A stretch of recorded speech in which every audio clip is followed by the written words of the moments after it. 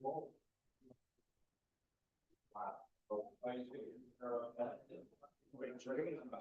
know, Joe's actually in Florida. He said it was a medical emergency or something. Yeah, and he's, this is really hot. I found it too hot up there. I'm too cold. So that's a medical emergency. All right, the council meeting started. Welcome to the May 5th, 2026 council meeting. As a reminder, the meeting's live streamed, recorded, and available on the internet by visiting the Town of Parry Sound website at www.parrysound.ca. I'd like to acknowledge at this time we're on the traditional territory of the Anishinaabe people under the Robinson-Huron Treaty of 1850 and the waterways traveled by the Métis of this region. Okay. Are there any additions to the agenda? Yes, Mayor McGarvey, there was an addition today. It's a bylaw to delegate to the CAO and Director of Development and Protective Services approval for deeming authority. Okay, all right. And what's the number on that one? That would be 1054. 5-4. And I will be declaring a conflict on that particular one because it has to do with my place of employment. So, Yes. okay. Any other additions or itemized change of the agenda? No. Mover and seconder for the agenda, please. Councillor McCann, Councillor Keith, that the council agenda for May 5th, 2026 is approved as amended. All in favor?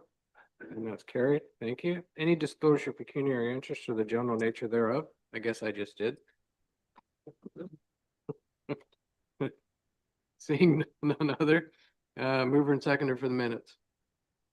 Councillor Keith, Councillor Borneman, that the minutes from the regular council meeting held April 21st, 2026 be approved as circulated. Any discussion or comments on those minutes? All in favor then? Carried. Thank you. Questions of staff? Councillor Keith? Yes, thank you.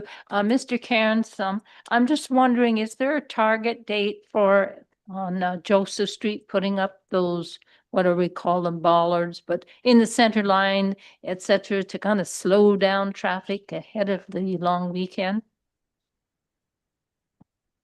Through your worship. So the center line would typically be painted prior to the installation. It needs to be painted prior to the installation of those. So unfortunately, we're going to have to wait until the lines are done. Otherwise, it's almost impossible to install the center line. And there's nothing else that we could put in the center to slow people down, like some cones or something?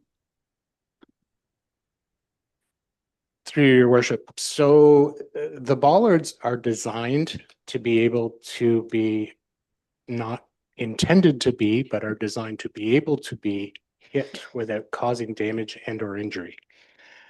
The challenge would be putting something there that is engineered and proven to be an acceptable centerline barrier. If we were to put cones up, unfortunately, we would see them all over the roadway. We lost a number of those bollards over the 2 years we put them in. One of the signs was apparently destroyed intentionally. So as robust as they are and as much as they are designed to be installed in that circumstance, just installing cones on the center line would be probably a danger to some of the traveling public, whether they be on bicycles or motorcycles or other vehicles. What? Yep. Yeah. So then it's possible that the second part of the plan, shall we say, couldn't happen till June time when the painting occurs, because I know we did a contract and the painting was possible in June time. So in other words, we might be waiting another month or so, depending on how busy the contractor is for painting the lines and others. communities? Through your worship, it's not only that, but it's weather dependent as well. So it really depends on how much rain there is, what the temperatures are when the contractor is ready to install. We have to have the proper overnight temperatures for the paint to be able to cure prior to the public driving on it. Otherwise, they will track it everywhere, and then we tend to get calls about paint transferred to vehicles. Any further questions of staff? Seeing none. Correspondence, Ms. Johnson? There is no correspondence this evening, Mayor McGarvey. Okay, thank you. So we have deputation tonight. We have Deborah Loosemore, CEO, regarding update of the West Parry Sound Health Center Foundation and the 2026 Walk, Run, Poll Community Event. Welcome. Yeah, press the button on the front. Oh, okay. There you go.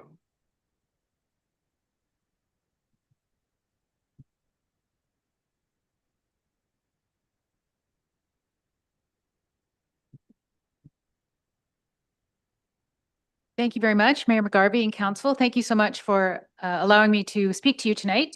My name is Deborah Loosemore. I am the CEO of the West Parry Sound Health Center Foundation, not to be confused with Donald Sanderson, the CEO of the West Parry Sound Health Center. He plays the bagpipes. I do not.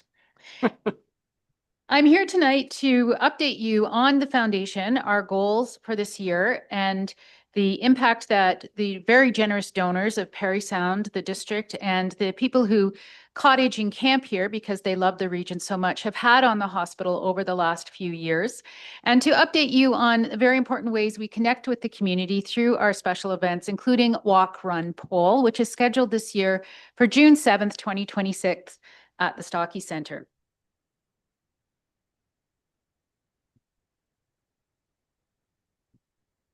Sorry, a strange laptop always pauses. Many people ask why fundraising in healthcare? Why does the foundation exist? Like almost every hospital that I'm aware of in Canada, the hospital here has a fundraising partner. That's the West Parry Sound Health Center Foundation. And we do our work because under our healthcare funding model in Ontario, the government does not provide monies for equipment or technology or any capital cost to the hospital, with some exceptions around the building maintenance specifically. This means that anything in the hospital that is not part of the building, the furniture, the equipment, the waiting rooms, the curtains, the linens, the dishes, everything has been paid for and must be paid for in the future through donor dollars. Very fortunate here to have such a generous community of people who live and work in this region, as well as people who own vacation properties here or who vacation here. And through that generosity, we've been able to furnish and maintain a very high caliber level of healthcare here, so that when you come through the front door of the hospital, when we all come through the front door of the hospital looking for care, we can trust that our healthcare team has the best possible equipment and technology available to care for us. And this is possible because of the tremendous support that has been received over the years. From April 1st, 2020 to March 31st, 2025, $17.8 million was donated to the foundation. That's a tremendous, tremendous level of support for this from this community. And I can update by telling you that as of March 31st, 2026, because we've just completed our year end, that number is actually $21,248,264. And that has come from a total of 9,189 donors. Over 19 million of that, the total donated, has been transferred to the hospital to purchase equipment and technology. Now, the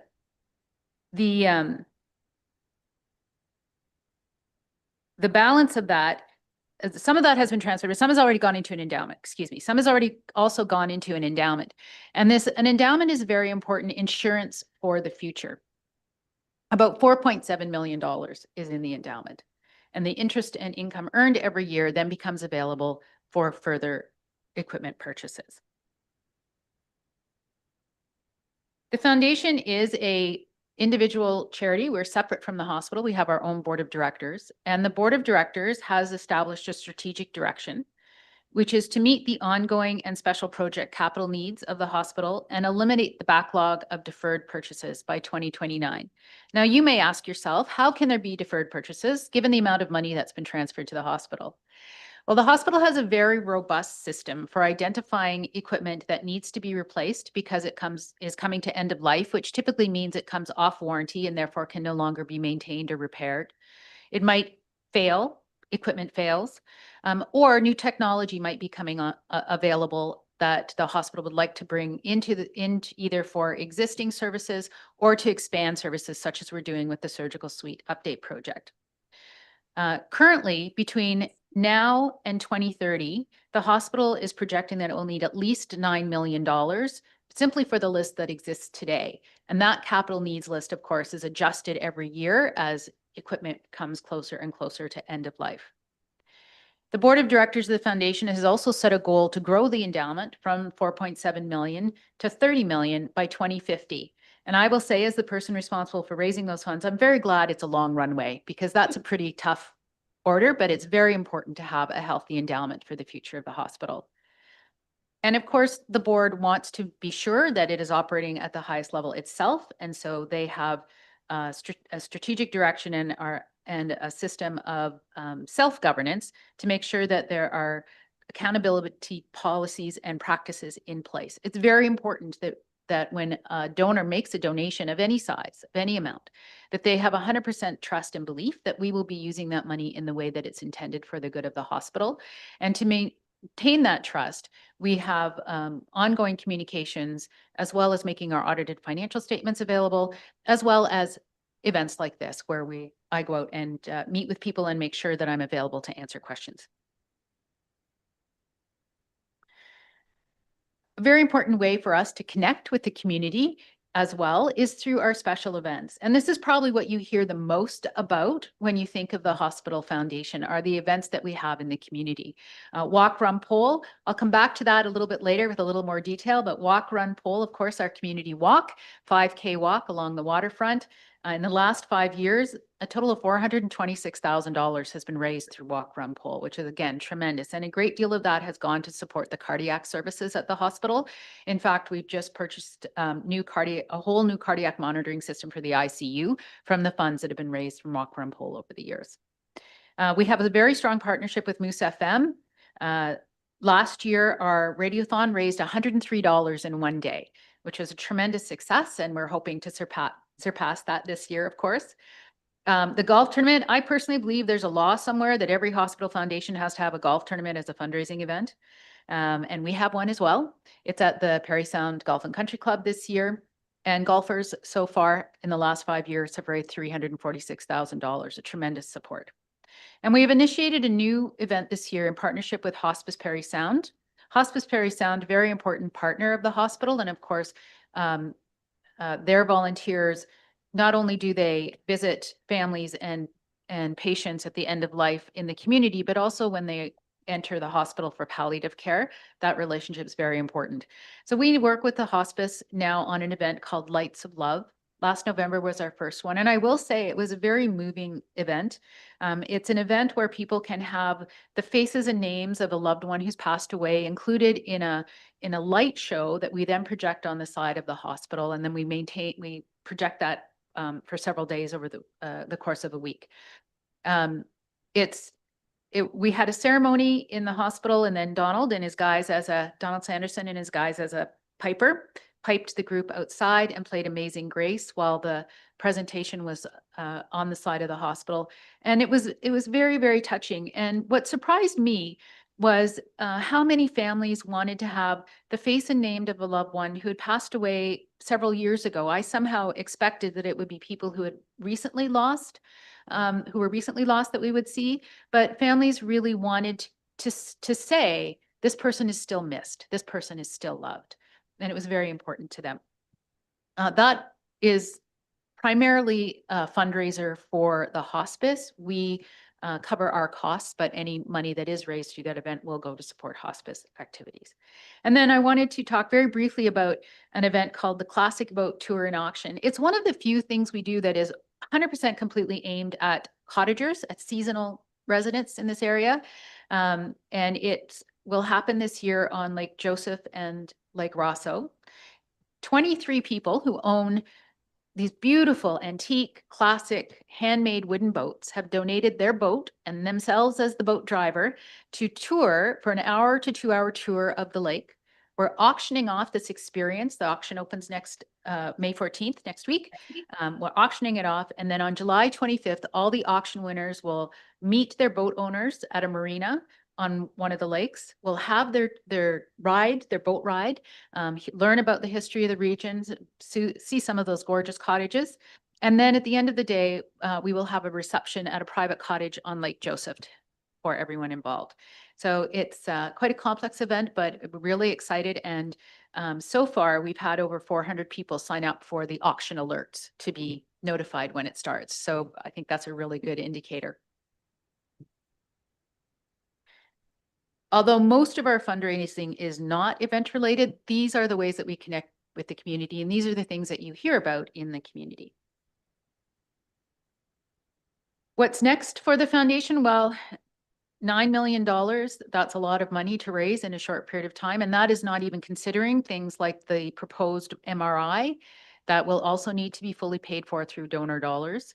And if the hospital is very optimistic, the province will be approving that. And if they do, then they will turn to the foundation for the funding for that in a very short order. So that will be important. So to be able to be successful at those kind of campaigns, we want to always be thinking about what can we do that's new and interesting, and how do we maintain these relationships with people who already are demonstrating that they care about the hospital, as well as finding new people who care about the hospital, so we can future-proof the very excellent level of care that currently exists, developing relationships, and maintaining a very strong level of accountability. And as I said, one of the ways that I am maintaining that accountability is meetings like this, where I'm providing the opportunity for people to ask questions and to bring forward more information. And so I have met with most of the councils in the region so far, and in particular to talk about walk, run, poll. And I would like to take the opportunity to gently lay a challenge in front of you. When I met with Seguin Council, Mayor and Council, they were the first that I met with, and they very quickly committed to putting a team into Walk Run Poll and raising a minimum of $2,500 through their team and participating in the day. I've had similar conversations with McCullough and with the Archipelago. So I am gently challenging Mayor and Council to consider doing the same and to put a Town of Parry Sound team into Walk Run Poll to support the surgical suite upgrade for the hospital and the hospital in general. Thank you very much, and I'd be happy to answer any questions. Okay, well, first of all, thank you very much for being here and laying out what you're doing and, you know, what you're trying to achieve. So that's very much appreciated. Are there any questions, Councillor McCann? Thank you very much for coming this evening. Great work. You mentioned MRI. Excuse me. I know from driving for community support services that a number of riders in this area need to go to Aurelia for an MRI, and the waiting time is quite significant. I understand it goes 24 hours a day over there. Is there, you know, if you could look in your crystal ball, when would you think or imagine or care to dream that we would have our very own here? I wish I had a crystal ball. I will share what I know. What I know is that the hospital has a proposal in front of the government requesting permission. Although the province does not provide any capital monies to install an MRI here, they must approve it because they will be paying for all the procedures that comes afterwards. I know that they have advanced somewhat in that process, and there are letters of endorsement and continuing conversations, and that the hospital is very optimistic that they are expecting approval. Have they shared a timeline with me? I don't believe the hospital has any knowledge of a timeline, but I think they are optimistic based on the conversations and the work that's being done with the province. Oh, that is good news. I've been reading up on these a bit, and the technology, as you say, is constantly improving. I think read something about how they've got these units now that you don't even need to go into a tunnel, but that you can. So for people who are claustrophobic, there's different technology that's kind of rescuing them from such fears. Is that something we can look forward to then, yeah, in our own hospital? Again, MRI technology, a little above my pay grade. But I can tell you that I know that there is an area that has been selected as if the approval comes forward, where the building will start, and on a concrete pad. If you're familiar with the hospital as well, where the imaging and the CT scan is, then behind there's room to build a pad and a structure. And they are looking at as close as they can get to what might be a plug and play model, where it comes as a unit and then just needs to be attached to the electrical and the IT and all of the things that are necessary to run it. Whether it is one that has that particular design, I don't know. I think the goal is to have the highest possible level of technology at the most reasonable cost. I know whereof you speak in the hospital, so that's great. We'll keep our fingers crossed for that. Counselor Ashford and then Counselor Keith.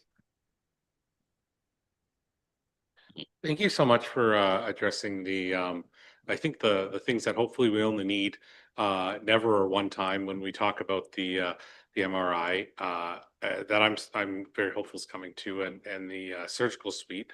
That overhaul is going to make a difference to anybody that's going into that room.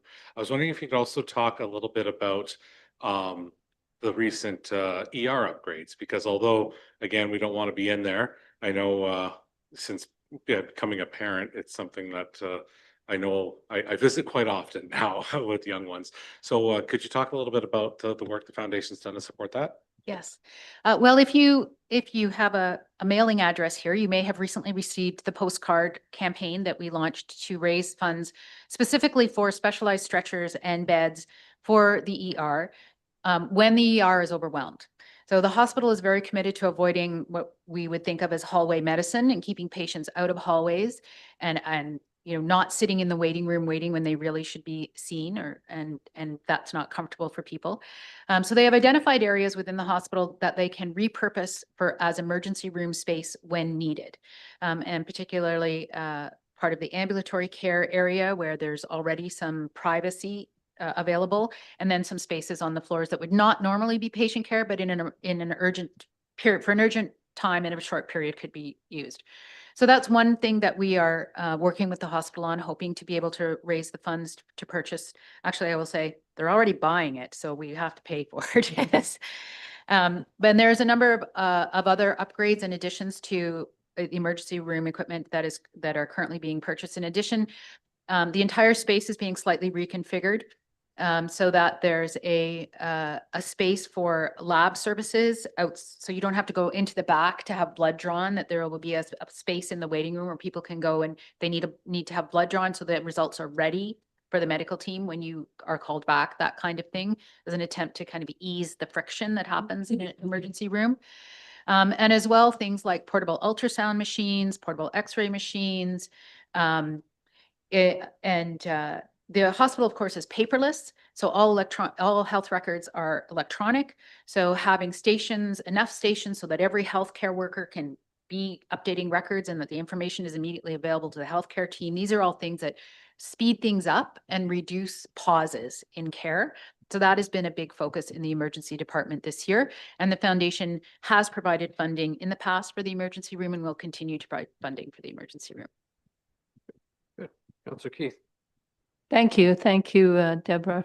What I'm interested in is what sort of strategies the foundation is using or encouraging for estate planning, because I think that this is an area that often gets missed, and maybe more money could be gathered if more information. Thank you. That's a very, very important question and topic. I appreciate you raising it. So I've worked in fundraising for a long time. This has been my career, worked for many different organizations. And there is always a small number of people who think about leaving a legacy gift through their estate. And there are a number of different ways that people can do that. And it depends really on what's best for your own family and your own estate and your own tax situation. But the most common way is to leave a bequest in a will. And most of the time, a charity is not aware of that someone has made this decision. Actually, only about 10% of the bequests that are received by charities come with foreknowledge that we know that someone has let us know that they've made this decision. So one of the things that we're doing is being a little more vocal about this as an option for people to consider, and asking people to let us know in advance. And that does a couple of things. First off, very importantly, it lets us say thank you, because that's a very important decision and we want to acknowledge it and show our appreciation for someone who has made that decision.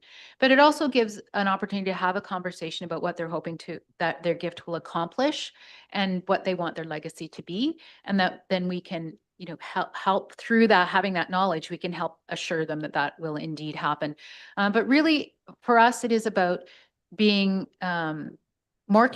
having better communication, better information, and being available and open to those conversations.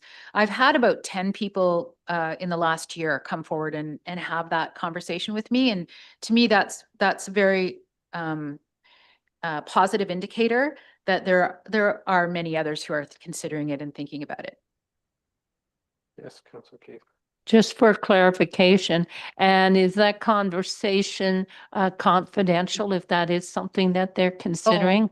Absolutely, absolutely. Whatever information an individual is willing to share about their gift, and for any donor about their current giving, we keep that information confidential. We're not bound by the same expectation under the Health Information Protection Act, but we are bound by something called the Donor Bill of Rights, which is a professional standard for fundraising, and it speaks about confidentiality, and absolutely we would keep that information confidential.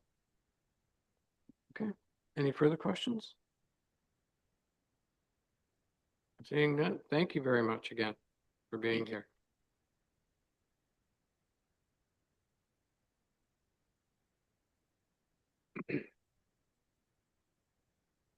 All right, next are reports, and maybe we'll start with Councillor Boleski since he's online. Thank you, Your Worship. It was pretty laid back the last couple of weeks. I did have a short meeting last Saturday morning again to look at these signs and photography and painting, whatever it is. It's going to go on the park to park trail. We're talking about where we're going to put them and what they're going to look like. It was just a short meeting. We discussed that. And last week I attended the Ontario Small Municipalities, Rural Municipalities Conference at the Stocky Centre.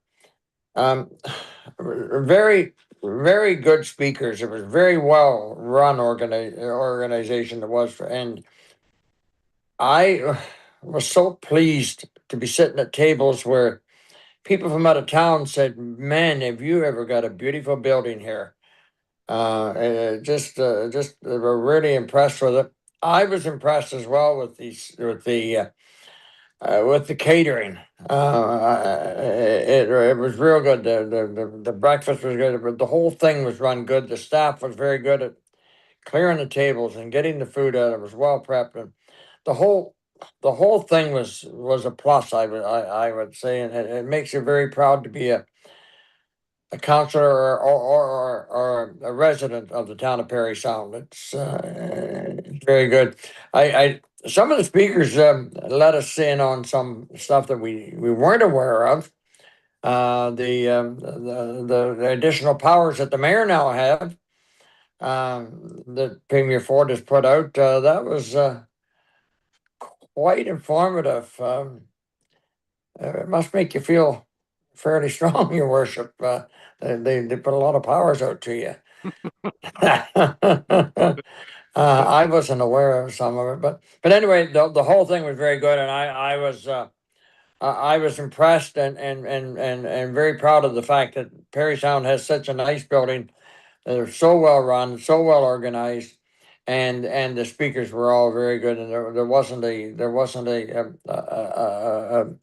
speaker that didn't keep your interest all the time. So I really enjoyed it, and that's my report. Thank you. Councillor Keith. Well, thank you, Mr. Mayor, fellow councilors, staff, and the public. First of all, after our council meeting the last time around, I ran down to that Stocky Center because I understood that was the same evening there was a volunteer recognition for people in the community. And I came with the opportunity of watching the end of the Trivia Pursuit, which seemed to be very well participated. But then afterwards, to me, which I really enjoyed, was afterwards we were advised that we needed to go outside the Stocky Center for a surprise. And I thought the surprise was really lovely because it was two females who were performing a pyrogenic act, and there was like, I'd say 5 phases in it, and there was even fire eating at the end. So it was actually quite interesting and very entertaining. So it certainly was enjoyable, and by the crowd that was surrounding me, there was lots of oohs and ahs, so it went over very well. So thank you very much to Ms. McNamara and the Stocky Center staff and Jamie there. Everybody did a really great job there.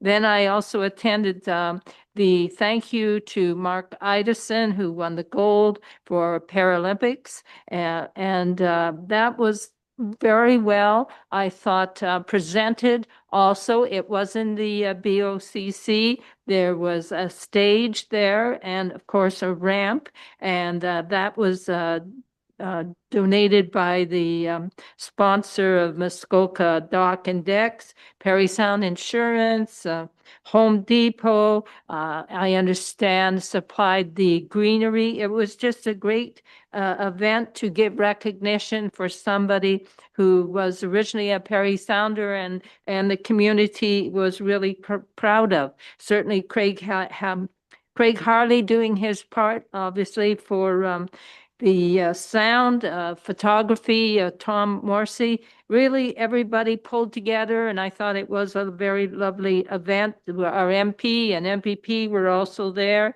and there was also mention of a curling opportunity for youth, so that basically they would get support. They get support as a young person who is trying to become a really great curler. I understand Mark Idison was involved in creating that sort of a grant situation. So that was really commendable. And I think it shows future thought for curlers, and that was wonderful. I attended the Wasauksing Maple Fest syrup, and that was a little cold that day, I have to say, but I certainly went again for a wagon ride, and those Belgium horses certainly know how to pull, and they did a fine job there.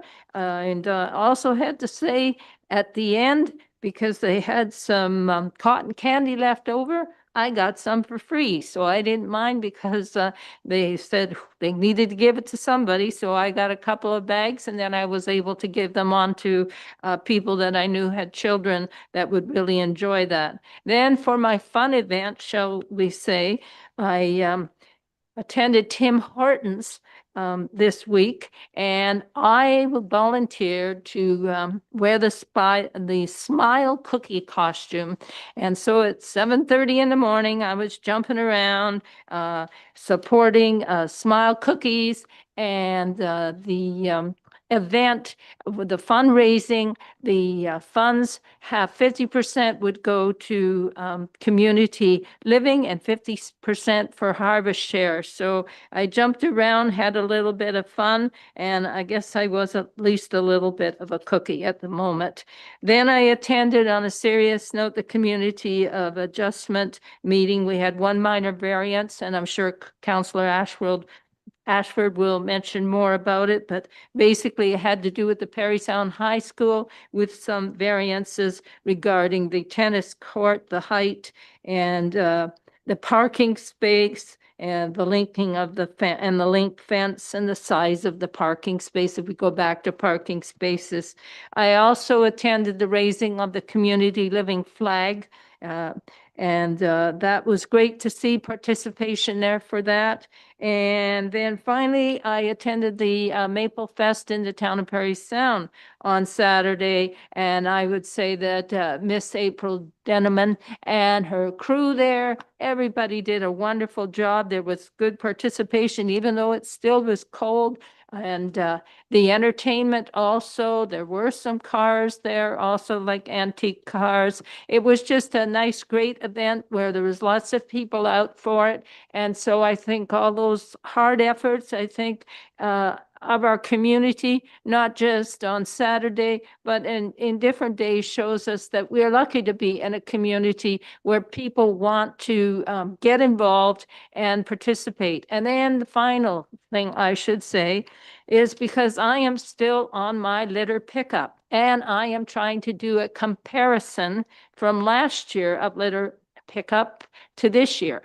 At this point, it's going to take me some time before I'm finished doing that comparison, although I will have to say I am gathering up the bags. And I do have to say, I'm still finding it a little disappointing at the things that the people discard, because some of the discard is certainly unacceptable. And I will just go on with one that I think most people can agree is unacceptable.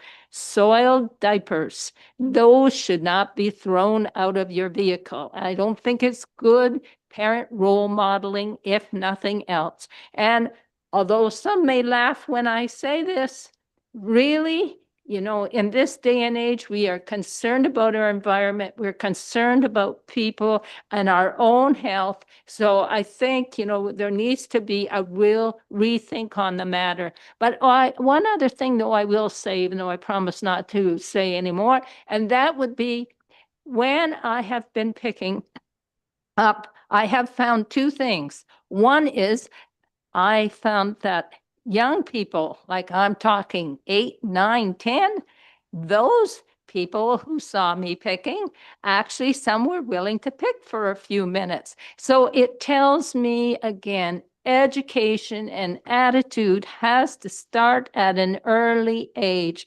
Otherwise, it's very hard to turn things around. But I would say that some people, although they didn't help me pick, occasionally somebody would give me a bottle of water to say, and say thank you. So I think that people sometimes know that, hey, this is something maybe I could be doing too, but they just haven't got right into it yet. And that's my report. Thank you. Thank you. Councillor Ashford? Thank you.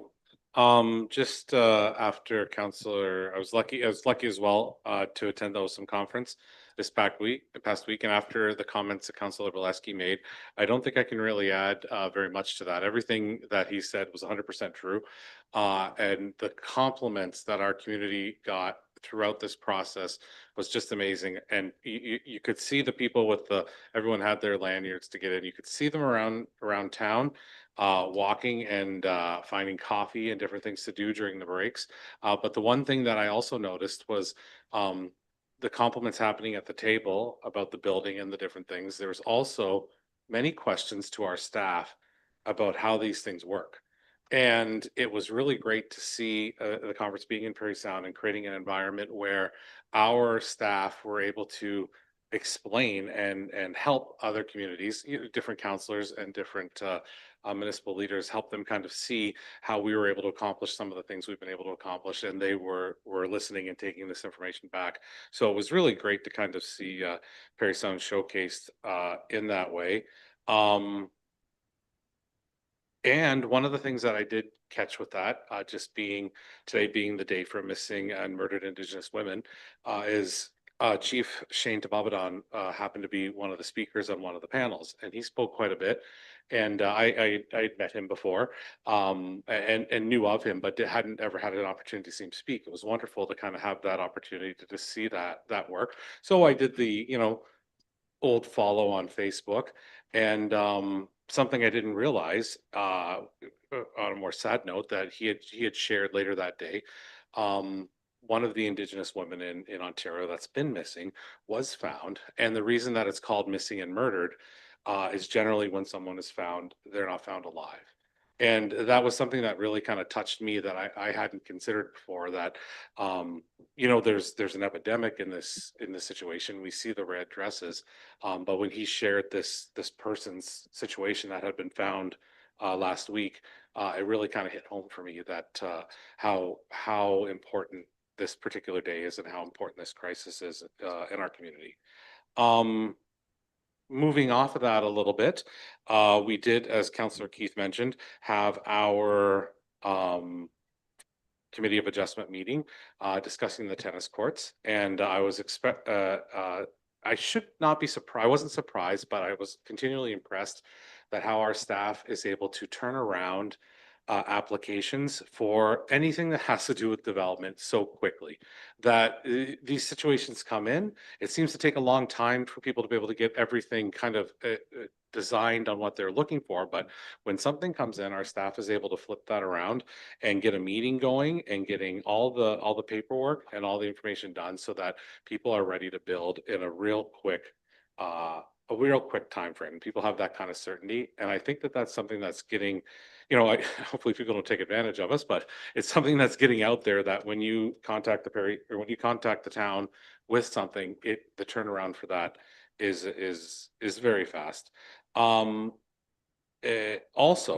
there was a thank you that was put forward by the education community in that they wanted me to bring forward to the town, is tomorrow. I mentioned last week that we have a new sport that's also very old, orienteering, and that is a new competition that's going about. And the town, again, the parks aren't officially open at the Kinsman, but the town was able to work, and the staff, to get that all set up, so that the first orienteering competition will be happening at the Kinsman tomorrow. So all the young people that are on those teams, and all those teachers that are going in their first little inter-school competition on this, that'll be starting tomorrow. So I think that's a wonderful, again, example for our staff. One thing I wanted to mention about Georgian Nordic as well is that we've supported them in the past. They've made presentations here, and sometimes you wonder where your money's going. But they continually it's not just in the winter, they continually do projects with the biking in the summer, but they also had a fundraiser this past weekend that I got roped into, a Latin dance competition. So here we went, more of an education, I guess, from my perspective. But we went out there, and the beautiful building that they built, with some of which was contributions from the town of Parry Sound, is just an amazing spot. And at the end of it, I would say that I was not super proficient, but my wife said that she thought I did better than her. So I think that's something to be proud of. Compliments to the staff again have come in, that the pond is already up and running at Tower Hill. So if you have not been up the Tower Hill for the spring season yet, we're still kind of sinking in the mud a bit when we're walking around, but the park staff have had that pond cleaned and running, and any rain that has come in the last little bit has made it into a pond with fish happily. So there hasn't been any issue there.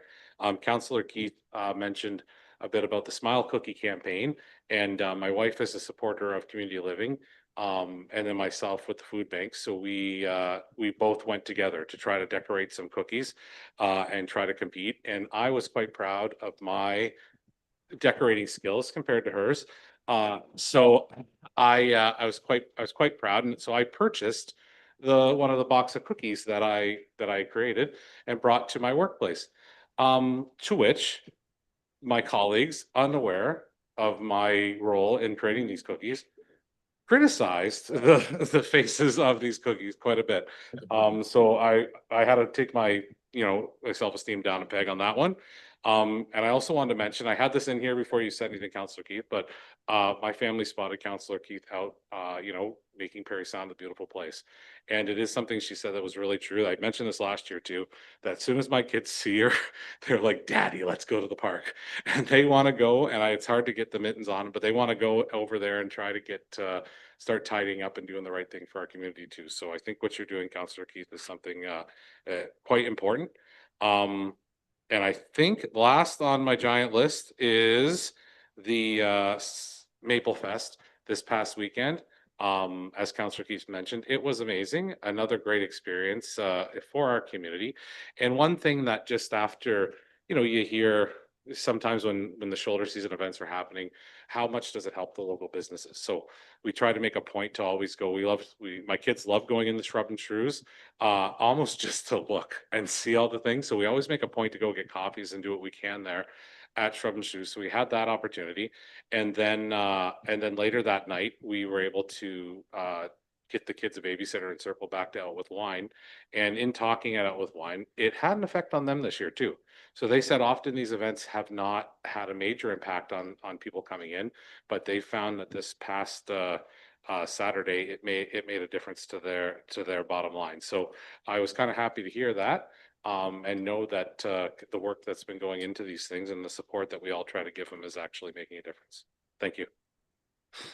Thank you. Councillor McCann?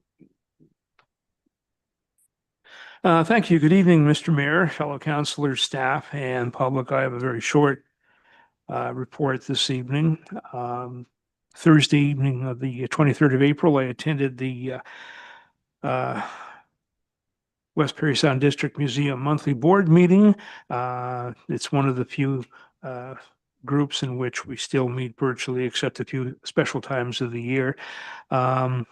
Mainly housekeeping matters to deal with. The financial reports received for February and March and approved. We reviewed another one of our policies, a research policy, no recommended changes there. And of course, we discussed the museum's lease, which is coming up on tonight's agenda with the town of Parry Sound. And we also approved our strategic plan for the museum. Of course, we are endeavoring to undertaking a fairly big project, which involves rebranding and marketing. And you'll be hearing more about that as the time goes on. And the board also agreed to support or honor a request for the letter of support for the Jones Island lighthouse that we were certainly very happy to support its the reservation of the lighthouse. It is certainly a part of our history. And that's my report. Thank you. Councillor Borneman? Thank you, Your Worship. Good evening, everyone. I too attended the Mark Idison event. That Mark continues to come home to celebrate with us is proof yet again that once a Parry Sounder, always a Parry Sounder, and his presence is greatly appreciated. On the 22nd of April, I attended the monthly management meeting at Belvedere. At this point, we're projecting a surplus subject to change. It's odd how things have morphed over time. Through COVID, we were constantly over budget with respect to nursing and PSWs, etc. Now we're actually somewhat underspent in those areas because we've been able to secure permanent staff and using less agencies. But consistently through all of this time, the allotment that the province provides for nutrition is insufficient. We're always overspent in dietary for that reason. Anyone who's driven by can see that construction is carrying on at the front of the building at a rather furious rate right now. There have been surprises. We found a couple of rooms that were closed in that didn't show on the blueprints when we started. I'm not sure what they were used for. I won't hazard any guesses. we've also came across small amounts of mold and asbestos that require pretty specific rebatement, which is a unanticipated expense, of course. It is a construction zone. The board, the staff apologize for the parking issues that result. We're hopeful that by mid to late summer that the approved new parking area will be at such a point in the building that the new parking area will be available and hopefully will alleviate some of those issues. I too want to commend Councillor Keith. The only sad part about it is A, that it's needed, and B, I think if you go back, you can watch her go down the street today, and if you go back there next week, it started to accumulate again, which is really unfortunate. People just don't get the message. And finally, I too attended Saturday at Maple Fest, a really great event. Miss Denman should take a bow. I wasn't able to attend the Awesome conference, but I did wander through to see some old acquaintances. And, you know, coming at the time of year that these conferences typically come at, they provide a pretty good economic boost to local hotels, motels, restaurants, and wherever else, because I'm not sure what the final body count was, but the center appeared to be pretty full most of the time. Yeah. So those folks are out spending their money in Parry Sound rather than somewhere else. So kudos to you, Mr. Mayor, for attracting those events here, and to the staff for putting Parry Sound's best foot forward. And that's my report. Thank you. Thank you. And yeah, most of them stayed pretty much right to the end, which was really, really good. So, council, staff, and public, April 22nd, I attended a public health meeting. It was the regular health meeting and a finance and property meeting. April 25th, as was mentioned, the event to congratulate Mark Idison. Big thank you to April McNamara, Jamie Young, and all of the staff of the Bobby Orr Community Center for their efforts in making this happen. They really did the place up nice to make it look not like just an arena. It was very fresh and green and just very inviting. So that was wonderful. I certainly also want to thank all the sponsors, the volunteers, and a big thank you to Mark Ice and his team for winning gold. Mark has 2 gold medals and 2 bronze medals in Paralympic curling, and he also has 3 silver medals and a gold medal in world championships as well. So the community is very proud, and certainly he's just done an amazing job with that. April 27th was the kickoff event for Community Living Month. I attended the event at Tim Hortons for the Smile Cookie kickoff, which also there were members of Harvest Share there because it was a 50-50 split on that. So congratulations to the 2 organizations getting together to share in those proceeds. April 29th, it was mentioned, started the Ontario Small Urban Conference at the Stocky Center. 2:30 that afternoon, we had a board meeting. 5 p.m. was our reception. April 29th,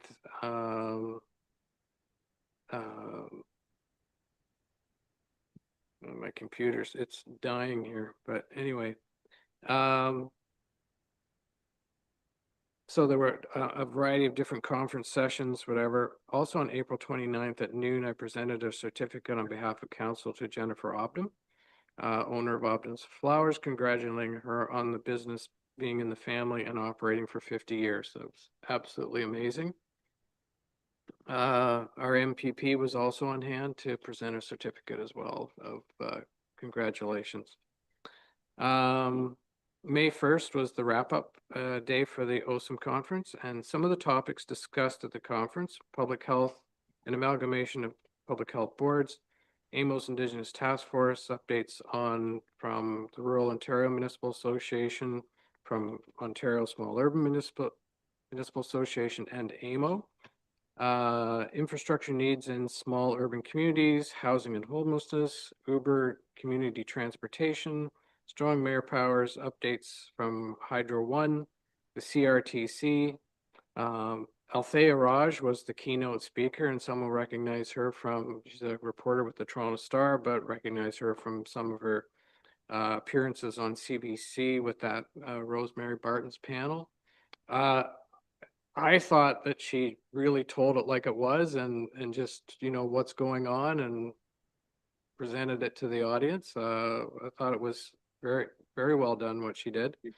Graydon Smith, our Associate Minister of Municipal Affairs, was on hand with an update from his ministry.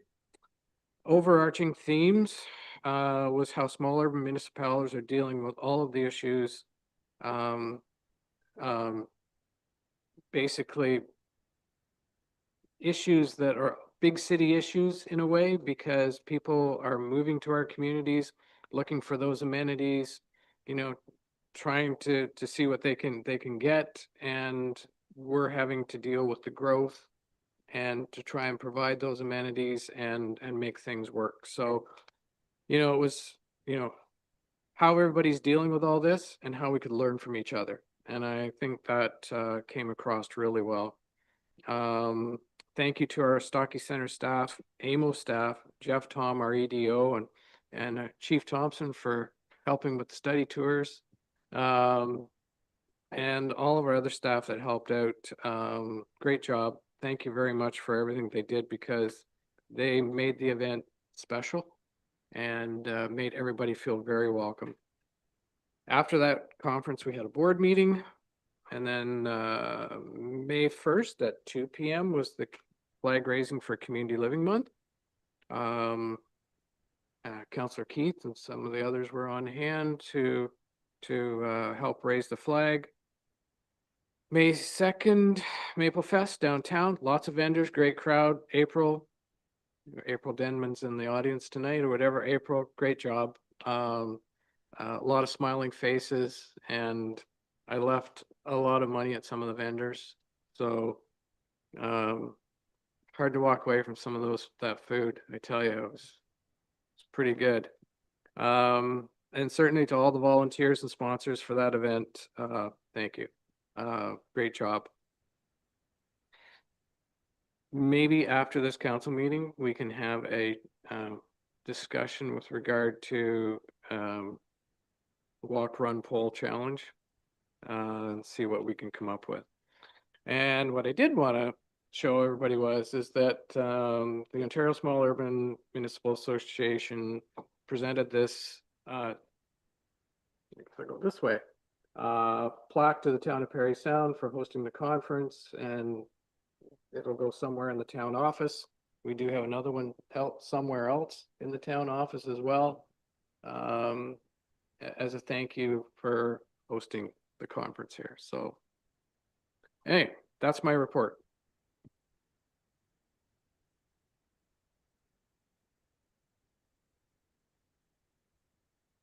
We're beginning with a bylaw moved by Councillor Keith and seconded by Councillor Ashford. That bylaw number 2026-7572 being a bylaw to authorize the execution of an agreement with the West Parry Sound District Museum Board for the lease of museum location property be considered as read a first time. All in favor? That's carried. All members in favor of having the second and third readings? That's carried. Moved by Councillor Keith and seconded by Councillor Ashford that the bylaw above mentioned be considered as read a second and third time passed, signed, and sealed. Any discussion? Councillor McCann. Thanks very much. Yeah, this has been a bit of a time in coming, and I know that we didn't have a final resolve yet in terms of the washroom accessibility for longer periods of time, but we're certainly happy to move forward with what we do have and what we're working with. And thanks everyone for for this. We can now move forward with applying for some particular grants and work from there. Counselor Keith? Thank you, Mr. Mayor. My question is along that line. I appreciate this lease. I see it's at a nominal fee of $1, so I think that, should work out very well. But I'm wondering if somebody can advise me, is there a stage or where are we in reference to that discussions regarding washrooms, possibility, grant situation? Because I do think that the town and the museum can be an economic driver with also cruise ships and people just visiting, let alone people that are attending who live in our community. Is that plan still coming about in reference to discussion? Mr. Harris has something to say. Yeah, through the mayor to Councillor Keith, that, the idea of having that conversation was raised with the manager at the museum. The last time we spoke, she was going to see, which board members might want to be part of those discussions. So, we've raised it, it's now with the museum. Counselor McCann? So it is an issue to be dealt with. It's a conundrum, to say the least. The museum, it's a special building. It's designed to preserve artifacts and such. And of course, it always comes down to money in terms of having enough staff on hand to deal with things. The logistics are complicated. I'm hoping that the town will be able to move forward at some point with a trailer that we've looked at that particular concept before. That would be a permanent solution. And it's one thing when the museum is there and open that people may come in and use the washrooms, and there's still issues with that. We want to rebrand the museum and Tower Hill as being a single destination, and somehow we'll figure out how that's all going to work someday. But the logistics are very complicated, and I can safely say that the board is just, we're still struggling with how we would make that work for the town. So in answer to Councillor Keith's question, I don't think we're any closer now than we were a few weeks ago. Counselor Borneman? Well, I was sitting here and I'm listening to this and the first thought that goes through my brain is if we don't have the discussion, we never reach a resolution.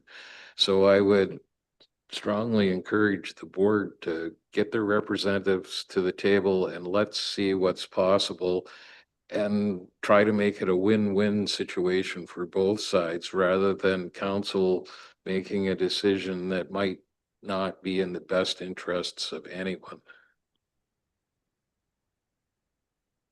Anything further? All in favor? That's carried. Thank you.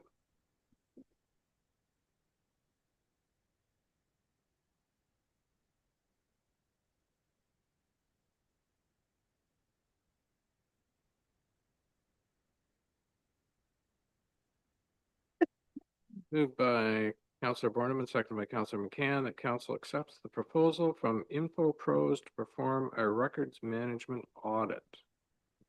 Johnson, can you give a bit of a synopsis or Cole's notes on this, please? Sure, Mayor McGarvey. So InfoPros is a company that deals specifically with municipal records. We've retained them on an annual basis for over 30 years. They provide information on compliance with legislation. As I said, they're really the only information and records consulting firm that deals with municipal records. So having them we've never had a records and information audit before, and this will help us to know in what direction we need to go with respect to legislative compliance, dealing with records on a retention basis, perhaps naming conventions, those sort of things that are important for records and for us as a municipal a custodian of records. So that's, the money was in the budget and this is now their proposal. And I would recommend that we move forward with it. Thank you. Any comments? Councillor Keith? Thank you. So just to clarify, Ms. Johnson, I noticed the range was between 15 and 20,000. So it is my understanding the reason for that range is, for example, the travel and accommodation and perhaps any other questions that might come about after the original audit is done. That's why the range would be a little further. Is that correct? To Councillor Keith, the amount does include a possibility for travel and accommodations, but a lot of it is simply for the time and expertise of this consultant in reviewing records and information. There will be interviews with a number of staff people to determine how things are being handled and for her to make recommendations with respect to how we move forward. So the ballpark figure between 15 and 20,000 is, when I read that, there's a number of interviews that are to occur, et cetera. But then after that, if everything is all kind of determined, but then there needs to be more questions, I received the impression then, like I think it was something like $175 an hour, but there would be an increase, a fee if there needed to be more information gathered. Essentially, I was given a figure of 15,000, but the additional 5,000 up to 20 would be for any additional work. Yes. Thank you. Further? All in favor? That's carried. Thank you.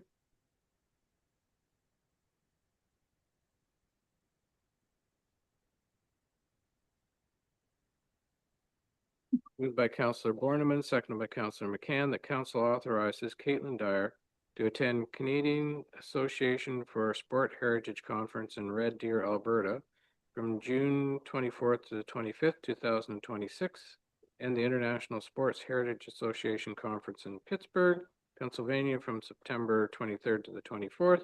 Further to bylaw number 2024-7429, which requires prior council approval for attendance at seminars, conferences, conventions outside the province of Ontario. Any discussion? Councillor Keith? So thank you. My question would be for Ms. Dyer, that she's there, or I would assume that could answer it. Is I noticed there really wasn't a total amount of what it would cost to attend both conferences, because like airline fare, accommodation, et cetera, just the registration fees, unless of course I somehow missed it in in an attachment. Why would that be? Through you, Mr. Mayor. My budget through the Bobby Orr Hall of Fame this year can accommodate the registration costs of attending both of these conferences. As someone who sits on the board of both the organizations, and I personally get a great deal of value out of attending and hearing from my colleagues. I will be covering the travel and accommodation costs associated with attending on my own. Well, that's nice to hear. I have no issue with you going. It was just I'd like to have known what those fees would have been, just so that I could be more accountable when I'm saying yay to the matter. Thank you.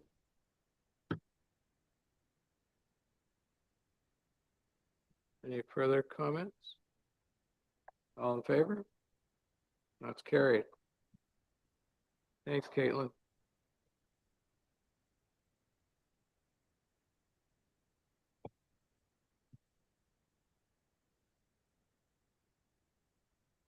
Moved by Councillor McCann, second by Councillor Borneman. The council received the information report regarding pedestrian crossings and jaywalking statistics at Isabella Street and Gibson Street for information purposes.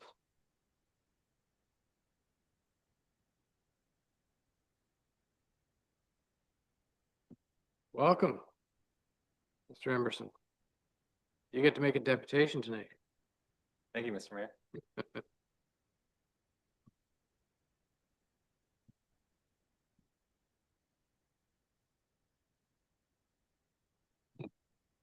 So through you, Mr. Mayor, over the last several council sessions, this intersection has come up a few times, and we thought it would be important to provide council with on the ground, boots on the ground, kind of an idea what it looks like.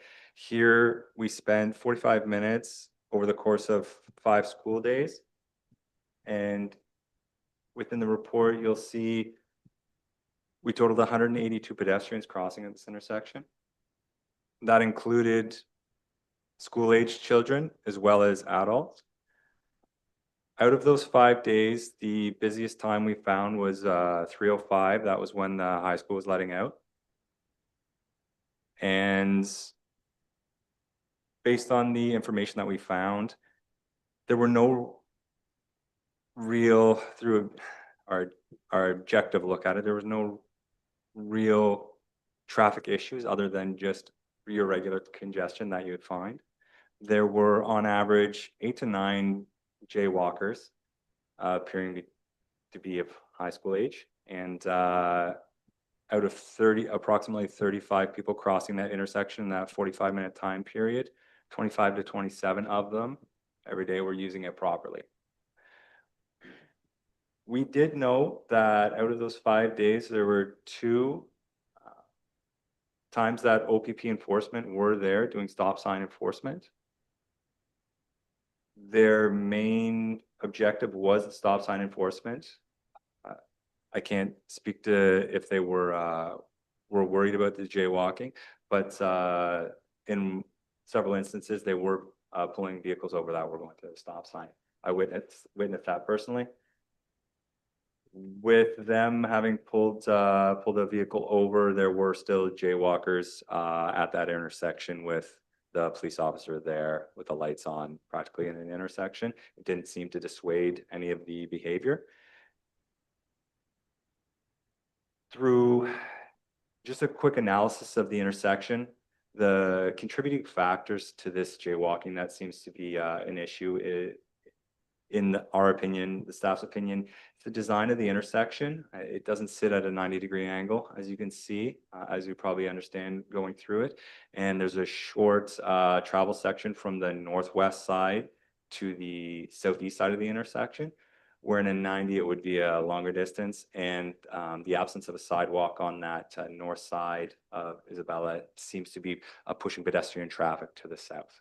So based on that, I just thought it would be important for council to truly understand what it looks like in that intersection.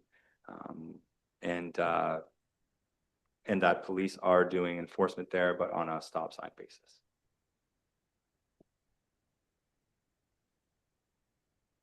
Okay. Questions?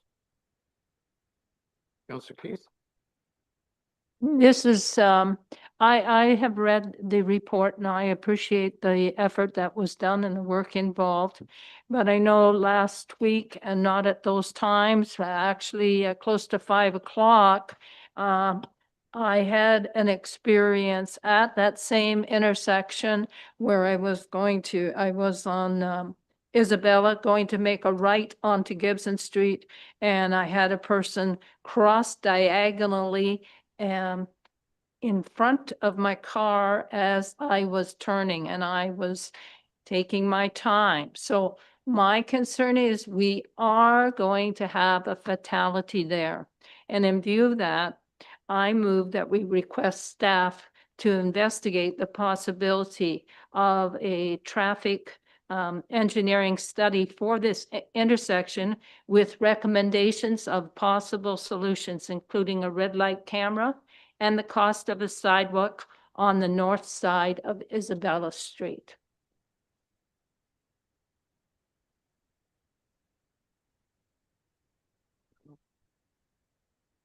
Needs a seconder for discussion.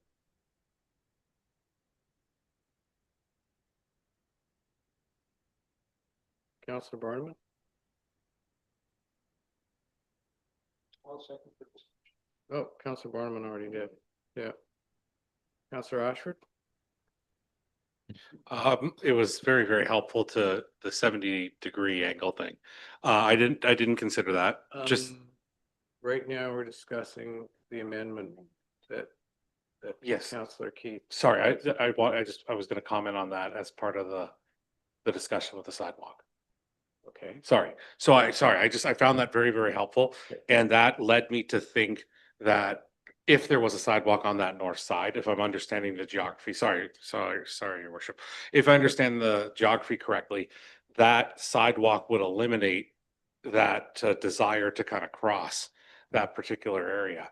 If I have that right, I think that as far as the sidewalk part goes, I don't know how much space it is and how much, what would have to be done to get a sidewalk there.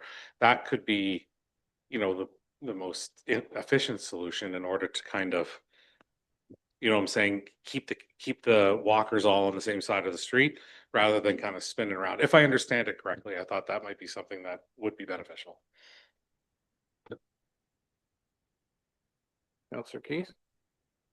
Well, I'm just going to comment, not everybody is, when they're doing a diagonal cross, is wanting to get to the north side. Some of these people that are doing a diagonal cross also are doing a diagonal cross from Isabella over to Gibson Street.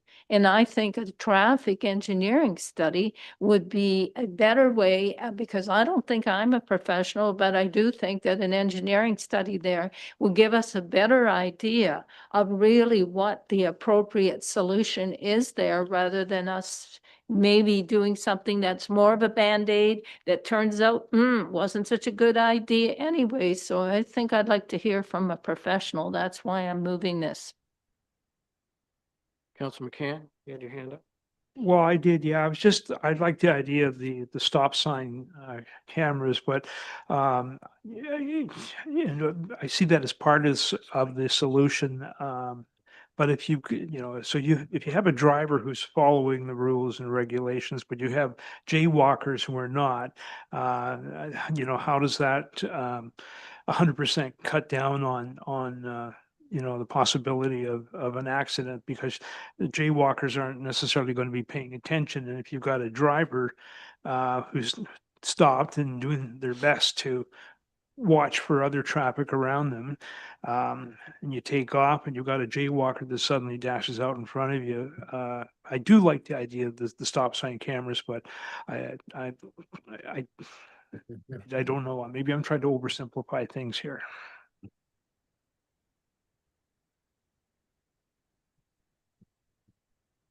Counselor Barnman? Well, right or wrong, every decision we make comes down to money and the return that you get for that money.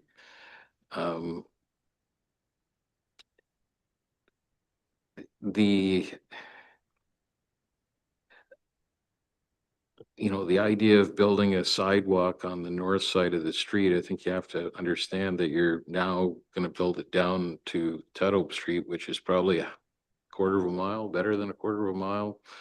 I don't know if we have room there. I don't know what that costs, but it's something you got to look at. I'm not sure that doing an engineered traffic study on one particular corner in the neighborhood where you're going to have a new pool, 100 or 90 odd unit apartment building coming up, as well as a reconfigured school. I'm not sure that captures all of the issues that you're looking at in that area. I think, like to spend everything that you have to solve one problem at the expense of a number of others is maybe not the best strategy either. So the idea of looking at traffic counts and whatnot, I would support that on a broader basis. We talked previously about stop signs or traffic controls at Cascade and Church, at Joseph and May Street or someplace up in that area. I think all of those things should be looked at. And it's, in my mind, it's always better to package things up and get it done at one time so you can make decisions on that basis rather than doing it piecemeal. Councillor McCann? I agree with Councillor Borneman.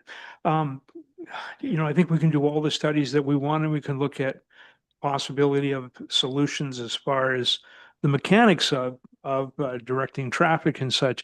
But how do you regulate human nature? That's something that we're always going to be dealing with.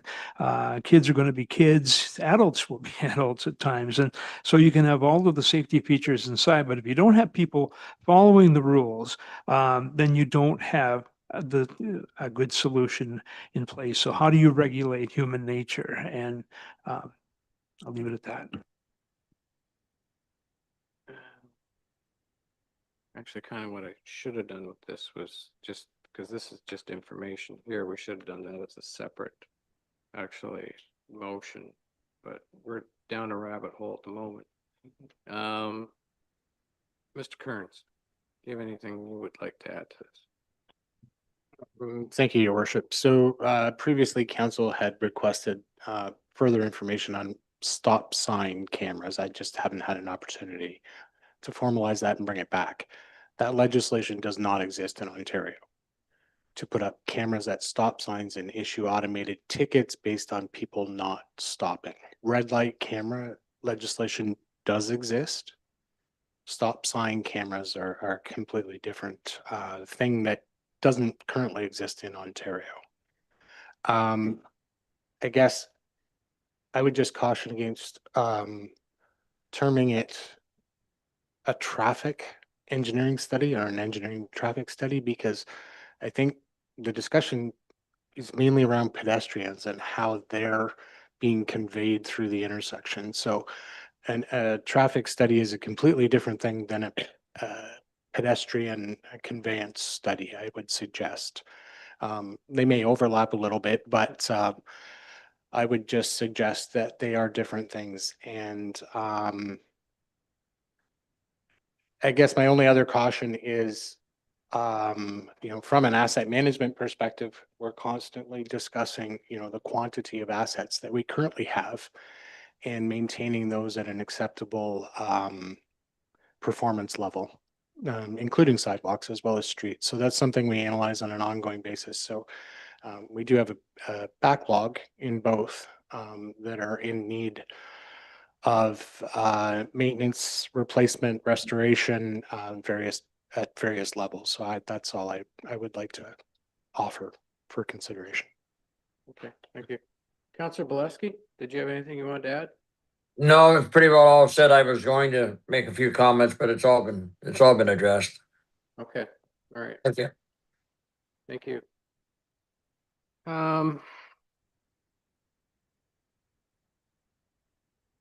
Well, as far as the jaywalking goes, I witness it every day. So, and it's not just students, it's adults as well, on numerous occasions. And one morning, I tell you, I swear, that person was incredibly slow and decided to walk down the middle of the one lane as well once they got to the other side. So anyway, I think what I would like to do is I would like to maybe, if the mover and seconder could just kind of take back their motion right at the amendment right at the moment, okay? And we'll deal with the report, because the report is just the report, to receive it, and then we can come up with another resolution afterwards that has the direction with it that maybe is more comprehensive than just the one location, because I think that's going to satisfy more council members. Fair enough. Okay, good. Councilor Borneman, you're good? Okay. All right. Any more comments on the actual report itself and the information therein? No? All in favor then? And that's carried. Okay, then I think Councillor Keith moves the motion, Councillor Borneman seconds it. And I think what Councillor Borneman is suggesting is a little more comprehensive than just the one location to take a look at that, because there is going to be more pedestrians, more traffic turning, and varied options or whatever within the next couple of years. And I think we need to take a look at it as well. Ms. Phillips. I know our budget's already done. Oh, yeah. Yeah. So I was just gonna suggest maybe we could come back with some quotes on Yes. different options and then allocate a budget from general working reserve or something. Sure. Okay. Based on what So council wants. did the mover and seconder okay with sort of that more comprehensive approach to traffic Sure. and pedestrian? I am. Okay, good. Councillor Borneman. This, I don't know if this is accurate, if it fits in, but my understanding is with all of those developments on Joseph Street and, you know, the pool, the apartment complex and whatnot, that are traffic studies part of a site plan? Could some of this cost be billed back to the developers as, you know, through that process? And I'm not looking for an answer or an amount tonight. I'm just throwing it out there as an offset for the, you know, because again, I think that each of those developers would benefit if we get a bundled up package deal that's lower, the total's lower for everybody, somebody's going to benefit.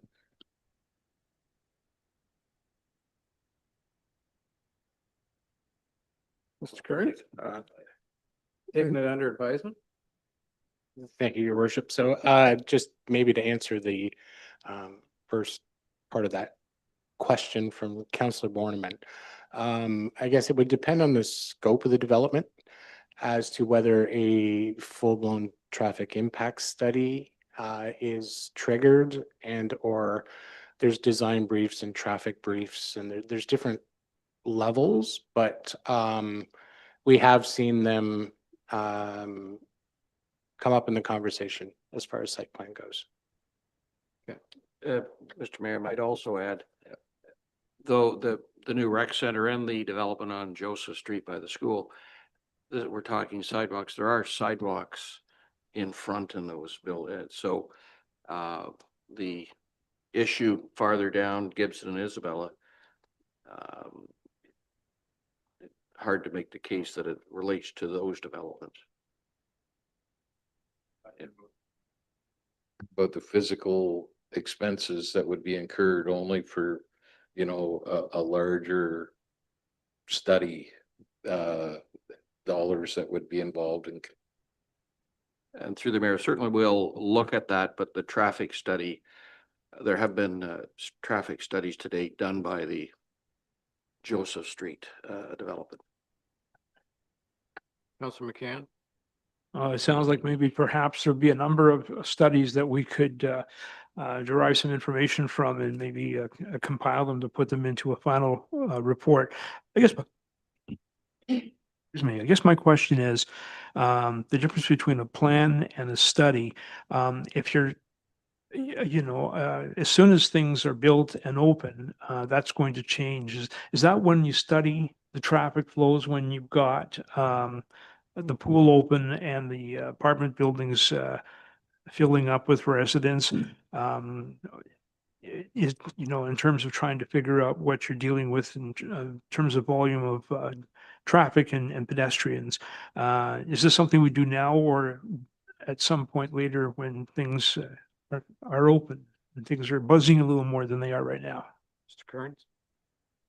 Through Your Worship. So to answer Councillor McCann's question, the the traffic impact studies on developments happen prior to the development occurring so that they understand if there's costs associated with the particular development, if there's changes required in the transportation network, whatever they may be. They could be turning lanes or traffic signals or different things of that nature. Those costs are typically borne by the developer because they're triggered by the development.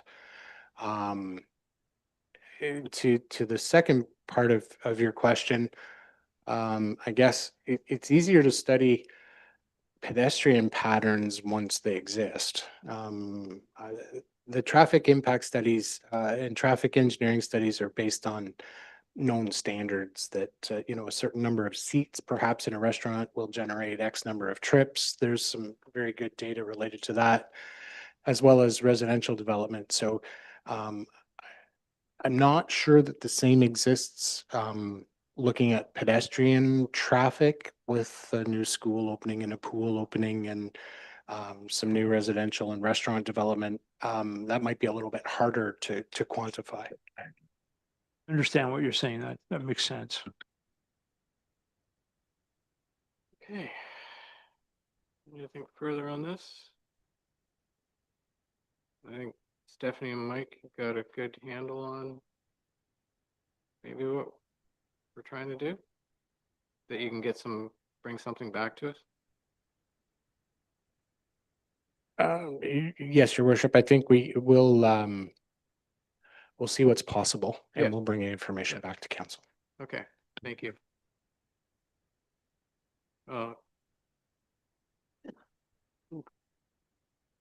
Ms. Johnson, do you kind of have a handle on? I have drafted something. I hope it captures what is expected.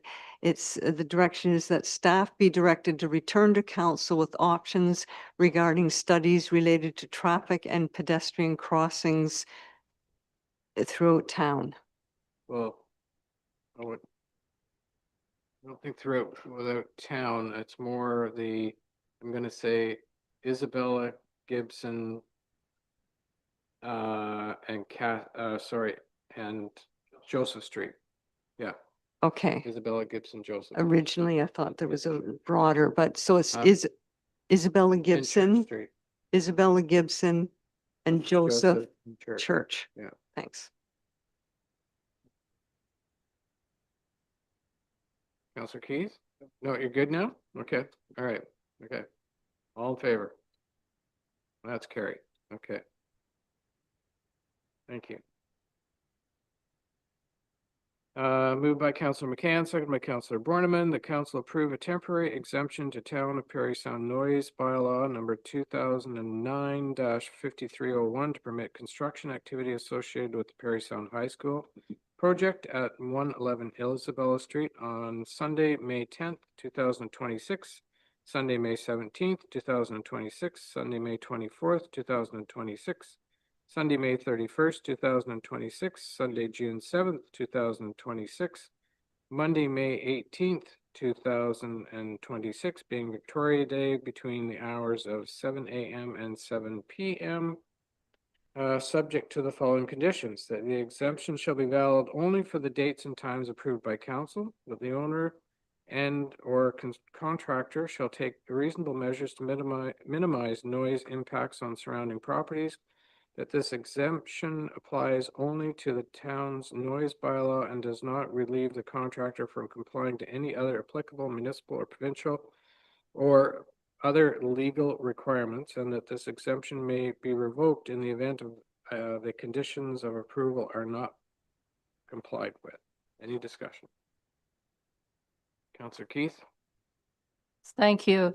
My concern is, and I would be moving that we remove the dates of Sunday, May 17th and Monday, May 18th. That's a statutory holiday. That's the Victoria Day weekend. I think the building of the high school and residents in the area have been stressed out enough and have been pretty patient with the noise, etc. But I think just for that one weekend, we could really let them enjoy the Victoria weekend on a Sunday and the Monday at least. So I'm moving that we just remove those 2 dates. Your seconder for that? Counselor McCann? Discussion on the amendment? Counselor McCann? Yeah, I like that idea. I agree and empathize with the people that live in that area. I guess my question to Mr. Kearns would be, is there a rush that they have to do certain things on these days that they've asked for? Obviously, they're asking for on one of the days, which is a statutory day, but can they, is there something they have to do on those 2 days that can't wait? Your worship, I'll defer to Mr. Emberson. Thank you, through you, Mr. Mayor. The town was approached late before the agenda had to be done, when a building inspector was on site. This came quickly.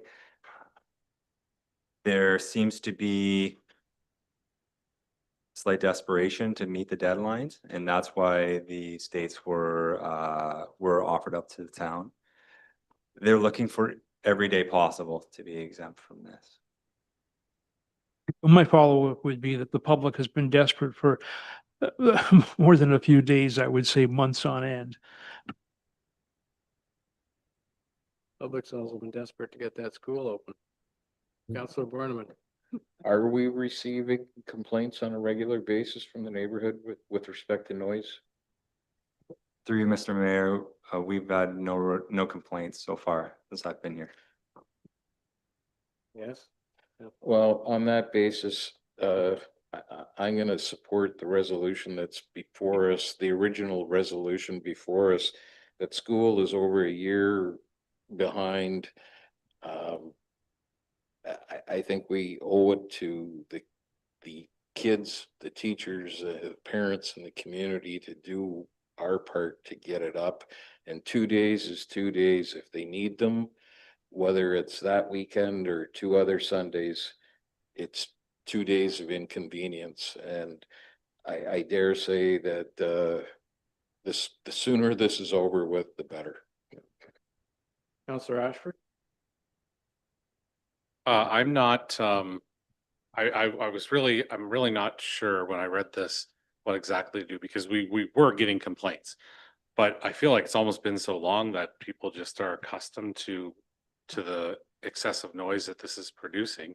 But I just read the recent report earlier today, update from the board, and it just, there was not clear dates on when the school is even going to open. So I was very worried because I was looking for this is going to be an excited September because we're all going to have a school. And it did not say that anywhere that I could find. So that makes me very, very nervous. And that it's awful to say for the people that live around there, but I think that's trying to do anything we can to give them as much time as possible to correct whatever the issues were and get them to the point where the school's built. Is probably the lesser of two evils. I'm just gonna, Counselor Boleski's got his hand up and then we'll. Thank you, your worship. I am agreeing with the sentiment on it. I would support it as written. I wouldn't want to be the council that if the school wasn't ready and they said, well, we'd have been ready if we had got that little bit of an exemption. And I think that they can be told that, look, you're not going to do jackhammering on those days, but you're going to be allowed to work. And so I would support it the way it's written. Okay, Chief?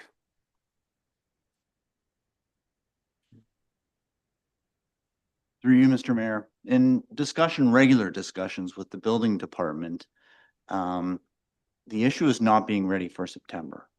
I want to make that clear to council.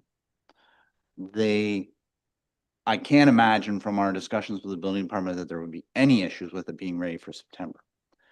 The issues surround trying to get it ready to go for the demolition and everything that has to occur to get the old school down. So there's a lot of unknowns here. We wouldn't be able to tell you, staff wouldn't be able to tell you if they absolutely need those 2 particular days or not, if that's going to make a difference in the end. The building department, it's my understanding from the building department that they want to have occupancy of that building actually by the end of June. And hence the rush here with these requests for these days. So just want to make sure that, you have the best information that staff does. And we would be unable to tell you whether those 2 days are going to make, a difference in the overall scheme of things or not. Counselor Keith? Thank you, Mr. Mayor. Just for clarification, I heard the comment a minute ago that one might be supportive of the total exemption, just as long as they weren't using a jackhammer. Does our bylaw really have any influence in that line, or is it basically there's an exception, so there's noise, whether it's a jackhammer or whatever it may be? Could I be clarified, please? Through you, Mr. Mayor, you can make note that at item 2 specifically states that the contractor shall take reasonable measures to minimize the noise. I think that's an important part in this this exemption, because the building department specifically can explore options with them to minimize the impact on the surrounding community, especially during these days. Counselor Borneman? Chief Thompson, you just raised an interesting proposition. This exemption is being requested to complete the new school. They're building, right? They're in the closing stretch here, hopefully by what I read in the paper today, that we're moving towards some kind of finish line. This isn't related to demolition of the old school. There shouldn't be a whole lot of jackhammering or, there'll be no demolition going on during these dates. Through Mr. Mayor, I'm gonna actually defer to Zach. He may know more of the specifics. I'm the big picture guy. Through you, Mr. Mayor. From my limited understanding, as this came in very quickly, it's has to do with siding work, so bricklaying on the building itself. Shouldn't be. My understanding is that the minister wants the exams written in one of the new gymnasiums. So, yeah, so they want the school ready for exams. Yeah. Chief? Through you, Mr. Mayor, to that point, this may not, just because they can work on these days, may not mean that they can get their occupancy to be open for that. There's a whole host of other things that need to be accomplished, that the building department needs to get information from, engineering reports, a slew of things. We believe can be accomplished, but everyone has to do their part. And by that, I mean the contractor, the engineers, the architects. Okay. There's a whole bunch of people that have to perform to make this accomplished. In a public forum, I don't want us to suggest that the school's going to be open for exams. I think that would be a dangerous, statement to be making. Yeah. Okay, so I'm going to call the vote on the 2 dates to be struck off the list. Okay. All in favor of those 2 dates being struck off the list? Any opposed? Can I just ask a question? Before we vote on this, just as a thought here, we're talking about 2 days. If we move to the next weekend, they're only asking, we would only be granting them permission for 1 day, which would be Sunday.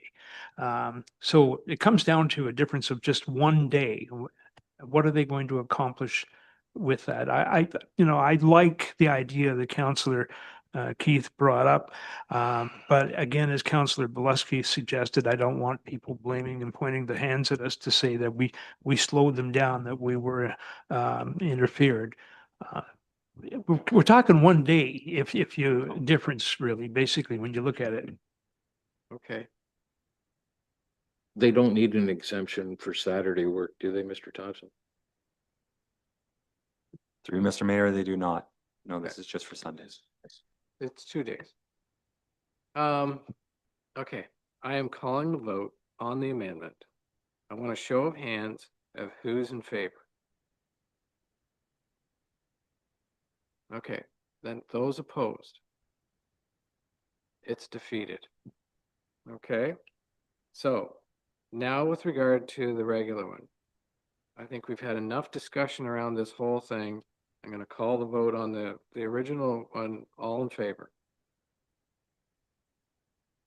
Any opposed? One opposed. It's carried.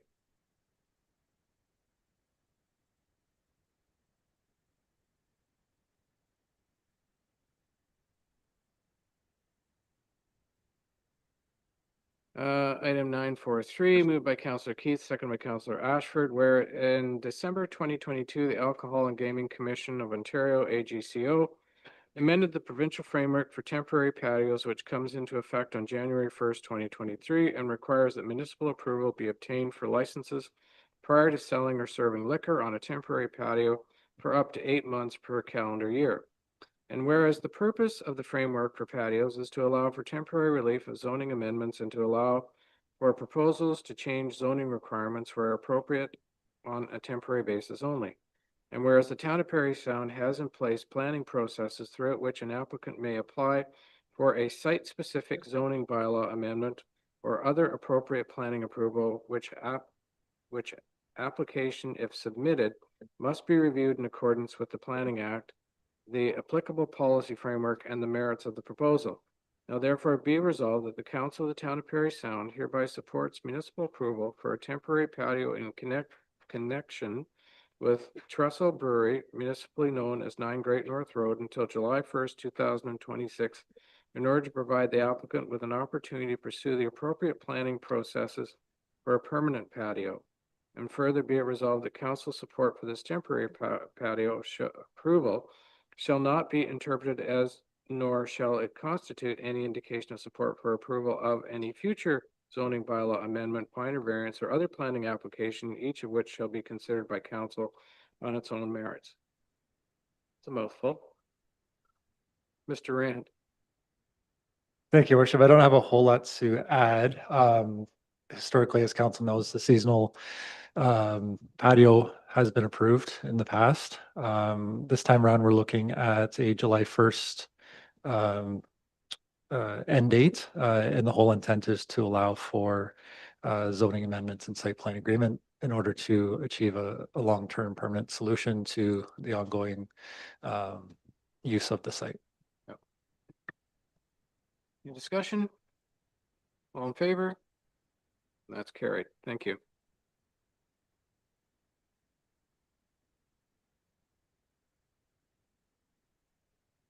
Moved by Councillor Ashford, second by Councillor Keith. Whereas the Moose Hide campaign is an Indigenous-led grassroots movement of men, boys, and all Canadians standing up to end violence against women, children, and all those along the gender continuum.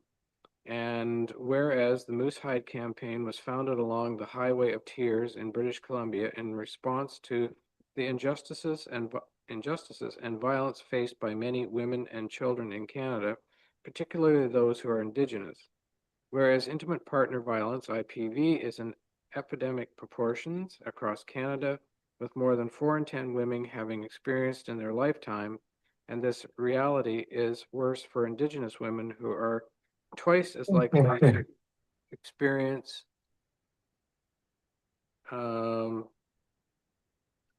violence from their current or former partners.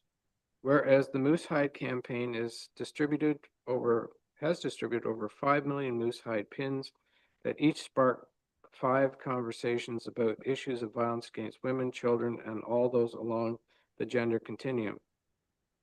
Whereas wearing the moose hide pin demonstrates a commitment to honor, respect, and protect the women and children in your life, end gender-based violence, and take meaningful action towards reconciliation with Indigenous peoples. Whereas participation in the Moose Hide campaign is a concrete action for all citizens to address the legacies of colonization, residential schools, and the reality of more than 1,200 missing or murdered women in Canada. Whereas engagement with Moose Hide campaign aligns with the United Nations Declaration on the Right of Indigenous Peoples, UNDRIP for short, the Truth and Reconciliation Commission calls to action and the calls for justice in the National Inquiry into Missing and Murdered Indigenous Women and Girls. Therefore, the Town of Parry Sound proclaims May 14th, 2026 as Moose Hide Campaign Day. And I had staff order in and you were all given a moose hide, hopefully, and if someone didn't, we have extras up here that you can pin on your lapel. Any comments? All in favor? That's carried.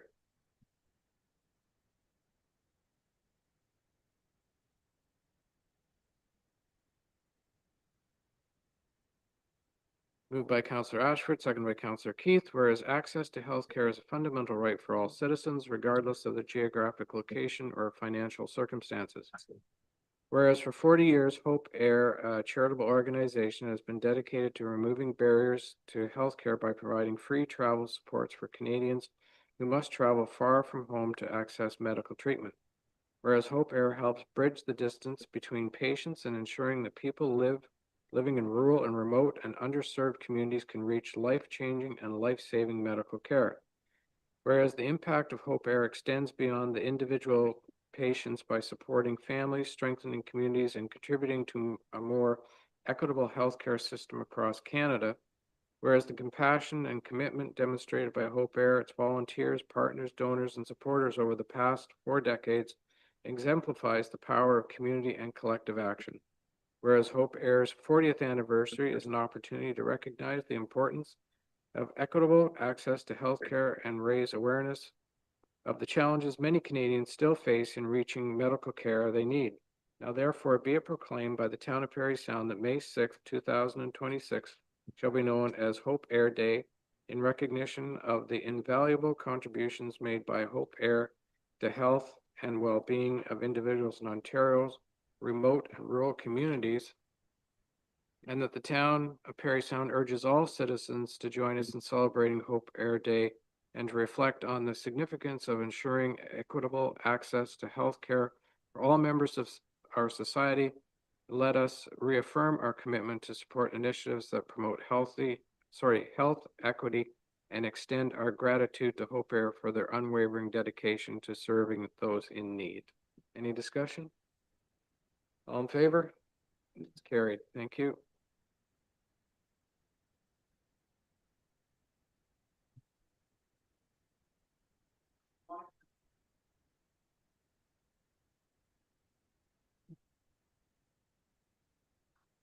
Okay.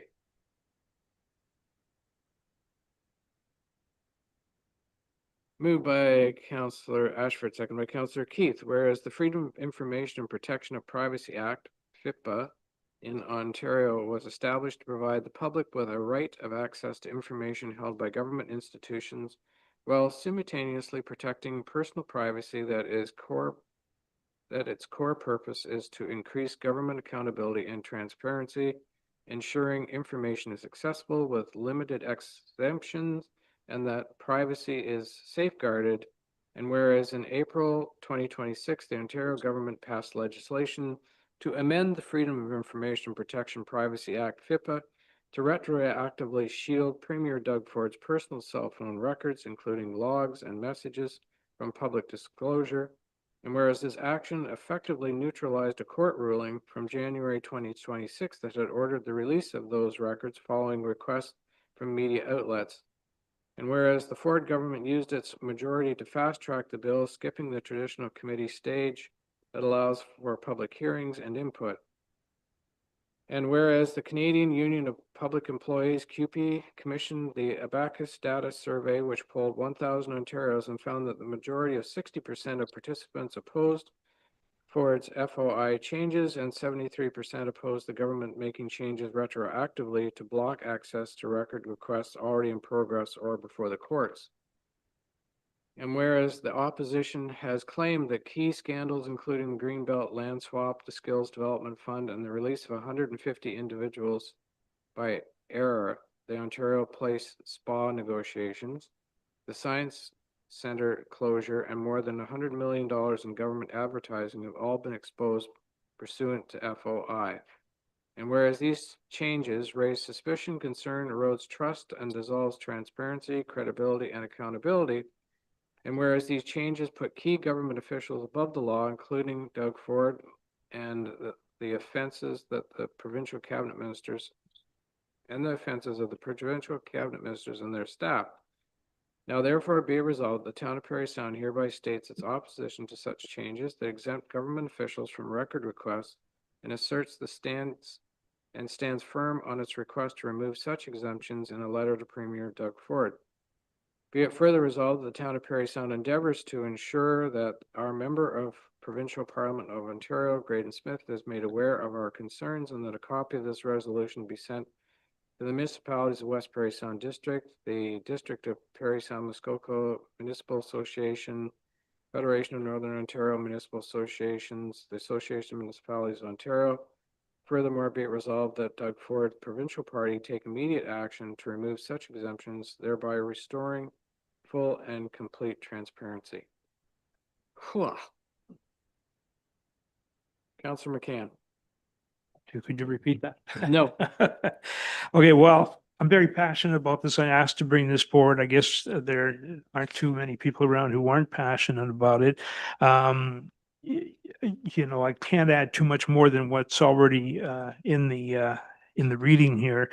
I would just like to read you this that I researched today. The Information and Privacy Commissioner of Ontario, in warning that the changes weaken the public's right to know and make Ontario's system one of the most restrictive in Canada, has specifically challenged the government's justification that these changes were necessarily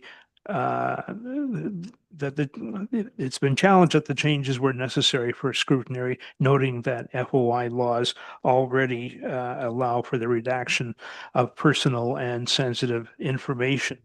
In simpler terms, we're just not buying the comments that have been made by in defense of Doug Ford's actions here by Conservative MPPs. There's been so much pushback. There's been opposition from politicians, from the Information and Privacy Commissioner, Democracy Watch, media and journalists, First Nations lawyers, and public opinion have all pushed back on this. You know, we every now and then I sort of try to pinch myself and remind myself that I still live in Canada when this kind of thing comes up. This was fast tracked with no public input. You know, as we heard in the reading, FOI has exposed some ugly scandals. Yeah, and basically democracy is eroded, dissolves, and who do you trust anymore? You've got to have that trust. So I wanted to make sure that our MPP is aware that we're not pleased with this, and I wanted to get this out to other municipalities. We have to stand up. We have to eventually fight back, and it looks like there are many groups in Ontario doing that. So I'm happy to do my little part here. Thank you. Any further discussion? Councillor Ashford? Not in disagreement to what Councillor McCann just said, but I think I can see where people come from when they run for public office. They know they're going to get a lot of criticism, but there's some things they want to keep private in their lives. So I think sometimes I can see both sides of the story on where people are. I think the legislation is already good on that balance, but I can't imagine it from put myself in someone else's shoes too in these scenarios too. Any further? Councillor Bileski? Thank you, Your Worship. I think what hinges on my part, I ordinarily wouldn't be for it, but when the stuff, when some of the stuff was retroactive, that's the kind of the part that's sticking with me is that some of the information was some of the uh, stuff was done retroactive, right? Anyway, back, and so I will support it as written. I think that we need to get a hold of it, look at it. Anything further? All in favor? That's carried.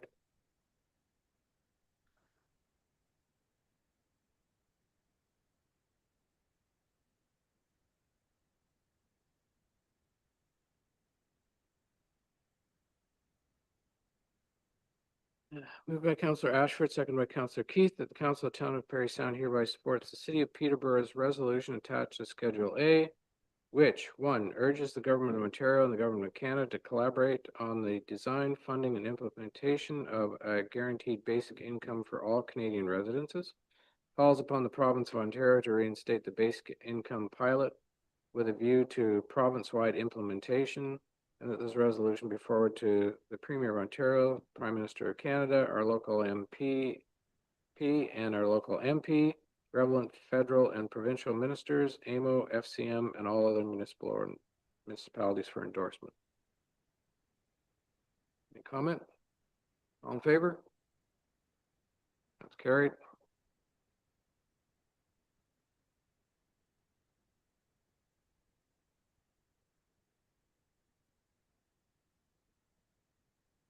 Moved by Councillor Borneman, second by Councillor McCann, that the Council of the Town of Parry Sound hereby supports the municipality of Wawa's resolution attached to Schedule A, which, one, calls upon the Government of Ontario to extend the annual OSIF envelope at not less than 400 million beyond its current 5-year term ending in 2026 with no reductions in subsequent provincial budgets.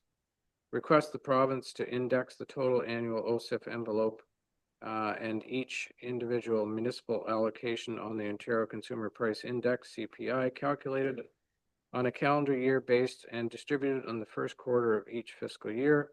Calls upon the Minister of Infrastructure to establish a new 5-year OSIF funding framework that guarantees annual envelopes and allocation percentages by municipality, enabling long-term capital planning and stable cash flow management. 4, calls upon the province to undertake a formal review of the OSIF allocation formula at least once every 4 years, incorporating current municipal asset management data, demographic projections, climate resilience metrics, and rural equity considerations. 5, calls upon the province to create a dedicated contingency reserve equal to 5% of the annual OSIF envelope within the fund to address extraordinary cost escalations, emergency repairs, or project overruns without reallocating core funding. Calls upon the Ministry of Infrastructure to push an annual OSIF performance report, including program disbursements, allocation adjustments, and reserve expenditures in a transparent, publicly accessible online dashboard, and that this resolution be circulated to the Premier of Ontario, the Leader of the Official Opposition, Minister of Infrastructure, Minister of Municipal Affairs and Housing, local members of the Provincial Parliament, the Association of Municipalities of Ontario, and all Ontario municipalities. Any discussion? Councillor Ashford? I just think this is one of the situations similar to what we talk about here, even what we talk about in our own homes, is that if you're not keeping up, it becomes a crisis at some point. So I think that the indexing and continuing to kind of grow this so that the stability is there, not just for municipalities, but for the funder as well, that they're not all of a sudden scraping to get a whole bunch of cash or unable to meet some of the needs of the province. Councillor Borneman? Well, I agree entirely with Councillor Ashford. I can't imagine that there'll be a municipal or council in the province that won't agree with this this resolution. If we don't talk a lot about a housing crisis per se anymore, but if we're to continue to upgrade, expand infrastructure to create housing opportunities, this has to happen. Councillor Keith? I was just going to add, we have a strategic plan, we have a capital budget, but we need to plan ahead of time. You can't run your life just trying to do Band-Aid solutions to things. And this, it seems to me, is a message that we're not only saying for our municipality, but we're saying for the province. Hey, you need to get yourselves much more organized and be fair to all of us. Thank you. Anything further? All in favor? Carried.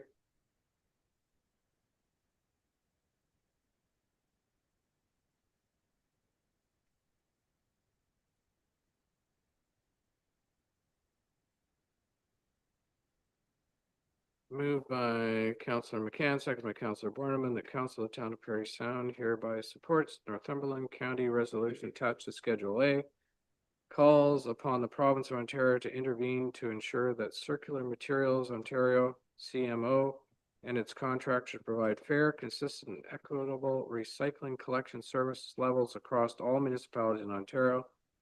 And two, request the province to establish, enforce, and publicly report on consistent province-wide standards for blue box recycling, including collection frequency, missed collection recovery, accepted materials, cart provision, customer service response times, and contractor performance.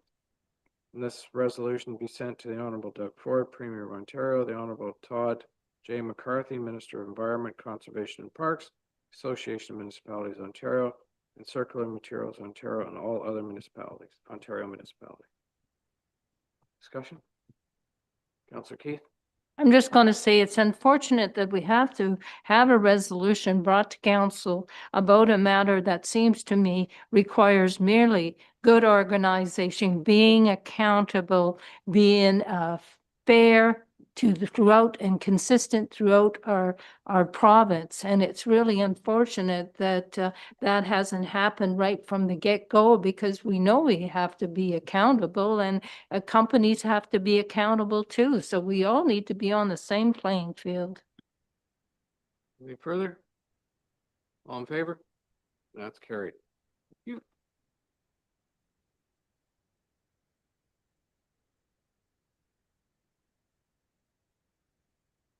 Moved by Councillor Borneman, seconded by Councillor McCann, that bylaw number 2026 7594, being a bylaw to authorize the execution of an agreement with the Parry Sound Downtown Board of Management for lease of portion of the municipal office, be considered as read a first time. All in favor? Carried. All members in favor of having the third readings? Carried. Moved by Councillor Borneman, seconded by Councillor McCann, that the bylaw above mentioned be considered as read a second and third time, passed, signed, and sealed. Discussion? Councillor Borneman? I want to offer my support for this. It's been a win-win, I think, for the town and the DPA.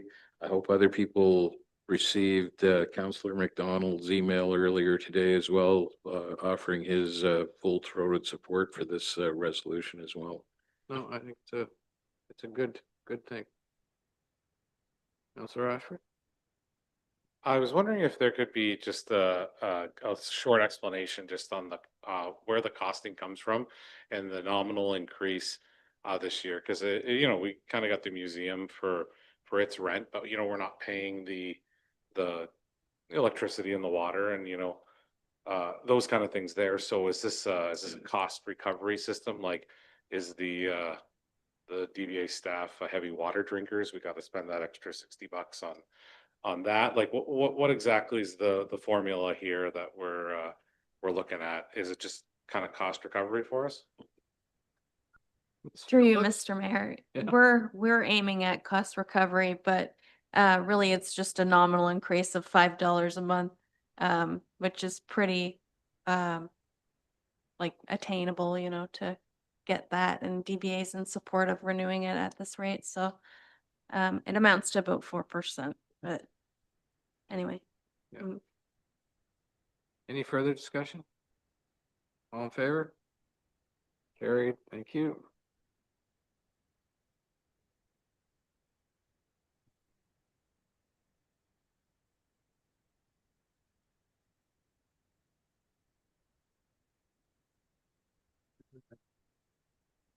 Okay, moved by Councillor McCann, seconded by Councillor Borneman, that bylaw number 2026-7595 being a bylaw to strike the tax rates for municipal purposes for the year 2026 be considered as read a first time. All in favor? That's carried. All members in favor of having the second and third readings? That's carried. Moved by Councillor Borneman, seconded by Councillor McCann. Bylaw above mentioned be considered as read a second and third time, passed, signed, and sealed. Any discussion? All in favor? That's carried. He's happy. He's not feeling well tonight, so unless you want to say something. You're good?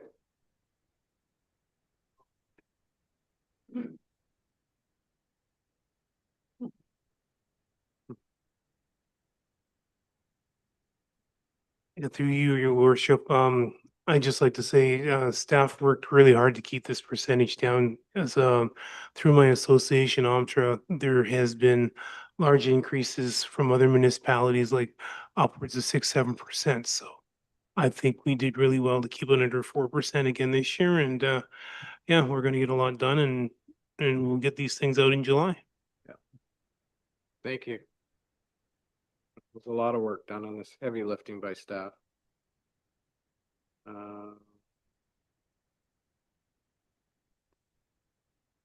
Moved by, oh, they already voted on it, so we're all good. Oh, you got the next one. Moved by Councillor McCann, second by Councillor Borman, that bylaw number 2026-7596 being a bylaw to adopt the estimates of the Board of Management of the downtown Parry Sound Business Improvement Area and to strike the tax rate thereon for the year 2026 be considered as read a first time. All in favor? That's carried. All members in favor of having the second and third readings? And that's carried. Moved by Councillor McCann, second by Councillor Borneman, that the bylaw above mentioned be considered as read a second and third time, passed, signed, and sealed. Mr. Beaumont? And I'll pass this over to April to answer the questions for you if you have any. Or it's Councillor Keith? I have questions. What's new, eh? Okay, and it has to do with the DBA levy. I just need some clarification because I realize that DBA does a fine job for our community, but I'd still like some clarification. And that would be for this budget for whatever, January 14th, 2026. I noticed that the Girlfriends Weekend, it looks like revenue 2,500, but expenses, it looks like 10,000. So I'm just wondering is that something that you continue to plan to have in the future, or is this, I'm just not kind of clear because it does seem like a loss. That's my first question. Hi, through you, Mr. Mayor.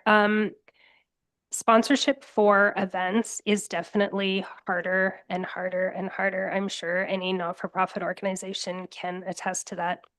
The DBA is just going through a strategic fundraising strategy to come up with ways to better fund our organization because sponsorships just are not working anymore.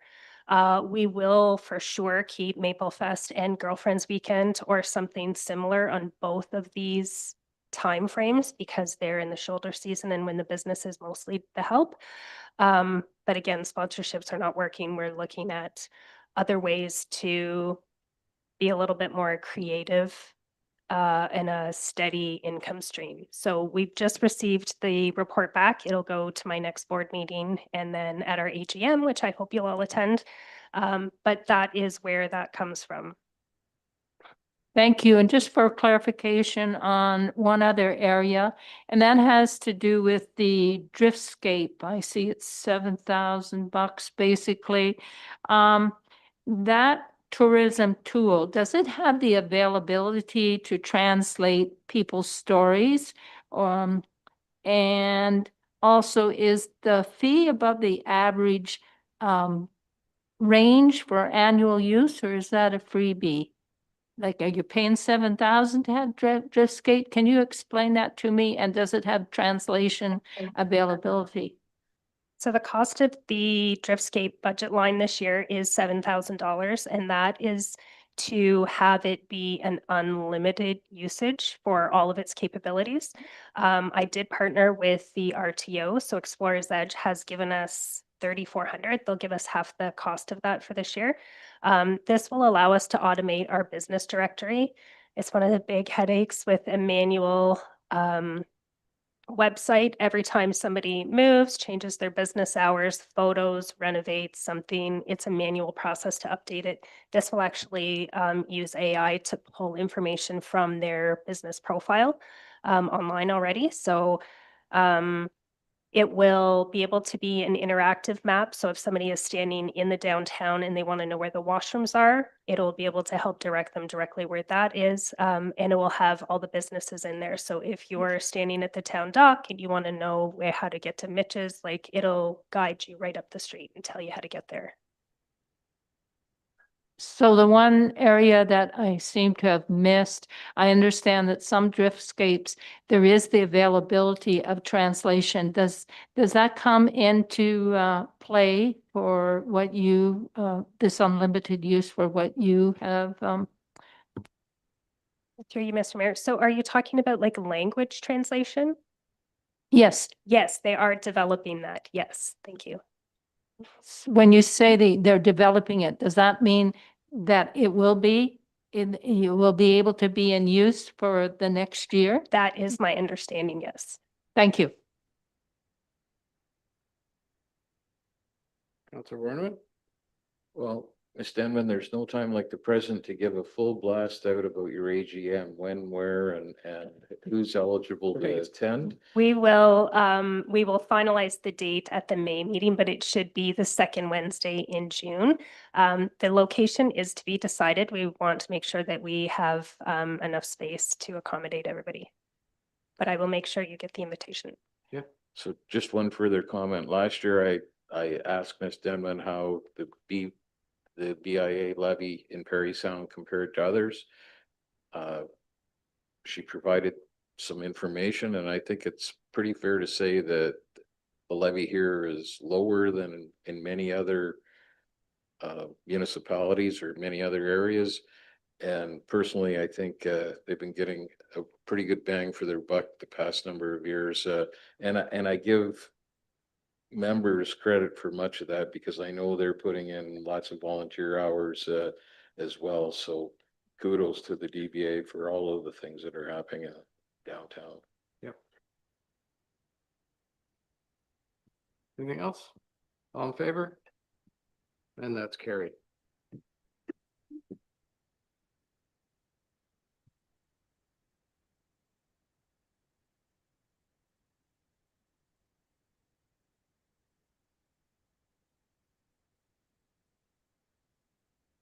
Moved by Councillor Keith, second by Councillor Ashford, that bylaw number 2026-7597 being a bylaw to amend the parking and traffic control bylaw 2019-6912 by removing Schedule B taxi stand be considered as read a first time. All in favor? That's carried. All members in favor of having the second and third readings, and that's carried. Moved by Councillor Keith and second by Councillor Ashford that the bylaw above mentioned be considered as read a second and third time, passed, signed, and sealed. Any discussion? Yes, Councillor Ashford. Sorry, yeah, I just think that times have changed and we're kind of changing with them in this particular situation. Yep.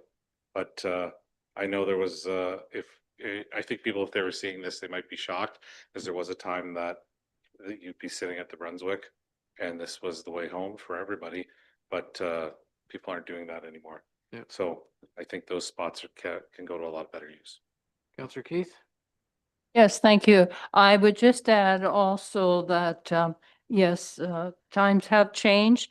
And I think the event just on Saturday with Maple Fest really showed again the need for parking space downtown. And maybe we might put another one of the accessible ability spots in that area, because there are a lot of people that have a need in that area. So, you know, that would be helpful. And the other comment would be, I realize that Councillor McDonald is not here tonight, but he'd sent us an email and he certainly was supportive of this bylaw that is being presented here. Anything further? All in favor? And that's carried.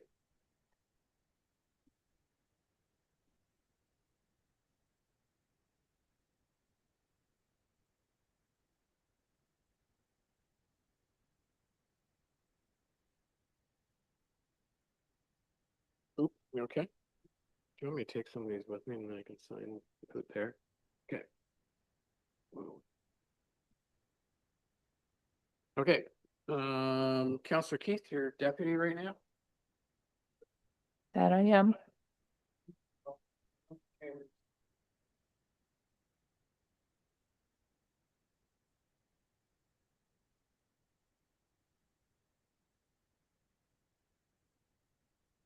So the bylaw, the first reading of it being a bylaw, bylaw number 2026-7599, being a bylaw to delegate to the Chief Administrative Officer and the Director of Development and Protective Services approval to deem Lot 7, 8, and 9 and Plan 119, subject to an application being submitted, being considered a reading for the first time. All those in favor? I'll read it again. Are all members in favor of having the second and third reading? Yes? Okay, thank you. That was moved by, I think that'll need to be changed because it's got my name on it. So if somebody else could, in both cases, I see it was moved by me. So could we just have that changed on both, please?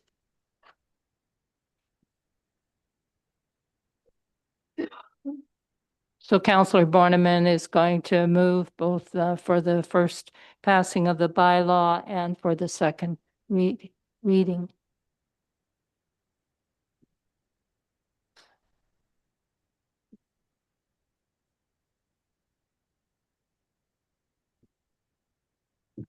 Okay, so moving along, Mr. Rand, would you be able to provide a report, please?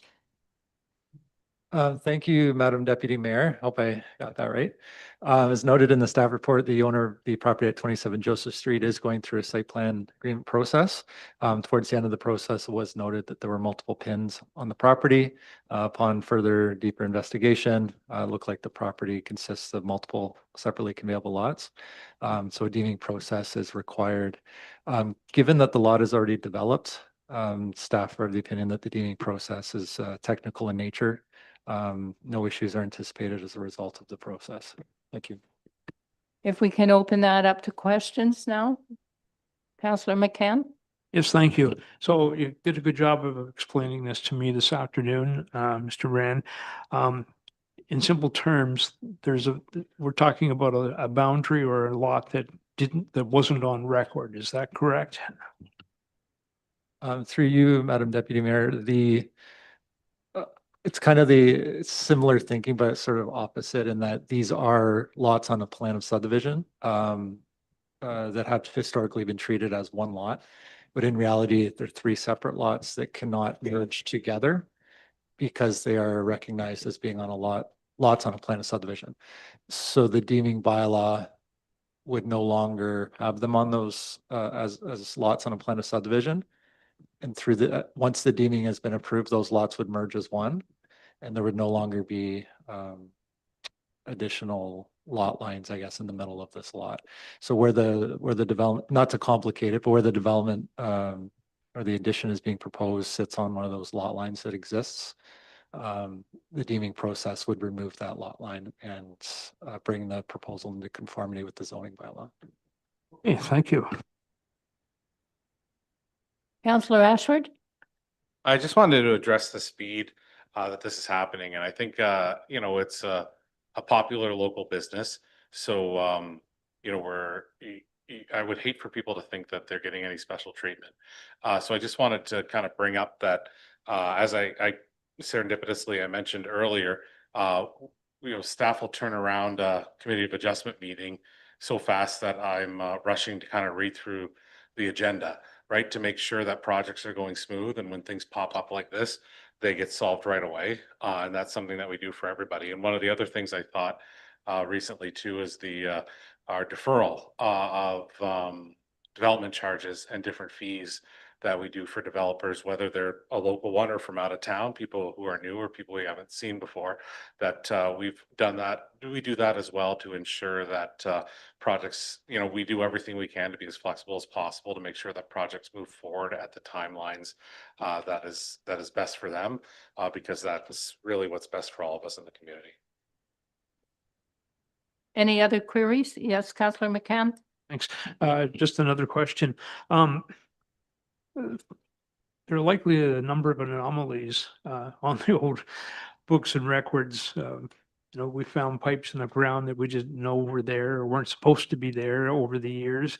How was this discovered? Who found, who noticed this, and which prompted this correction here? Through you, Madam Deputy Mayor, the applicant's going through a site plan agreement process. That site plan had met all conditions when we sent the draft agreement to the applicant. They noted that there was an error in the legal description, which through further discussion prompted them to send over the deeds. And there were actually two deeds. So that kind of sparked further investigation by staff, and we're like, seems to be multiple properties here. And we discussed many options, this being probably the most expeditious one for the applicant, and moving the proposal forward, given their timelines. What would have been, what if this was something that was discovered 10 years from now? Would it have been more complicated to deal with in terms of legalities, or would it be just as straightforward as we're trying to make it tonight? Through you, Madam Deputy Mayor, I think it would be, I can't predict what legislation would be like in the future, but ultimately there needs to be a deeming process to enable the lots to merge. Building permits have been issued on this property in the past, unbeknownst to the building department, but we didn't have the information in front of us at the time to, confidently say that those were separately available lots.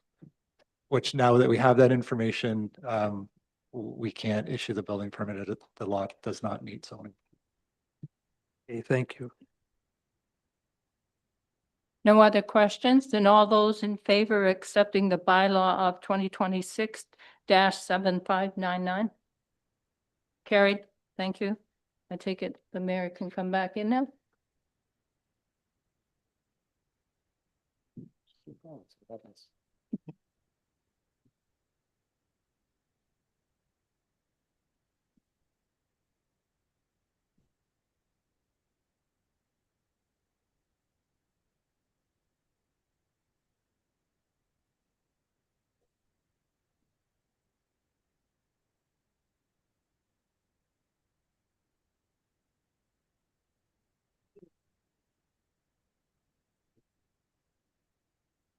All right.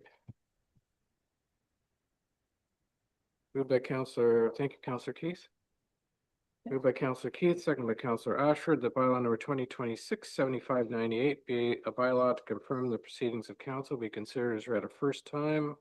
All in favor? That's carried. All members in favor of having the second and third readings? And that's carried. Moved by Councillor Keith, second by Councillor Ashford, that the bylaw above mentioned be considered as read a second and third time, passed, signed, and sealed. All in favor? That's carried.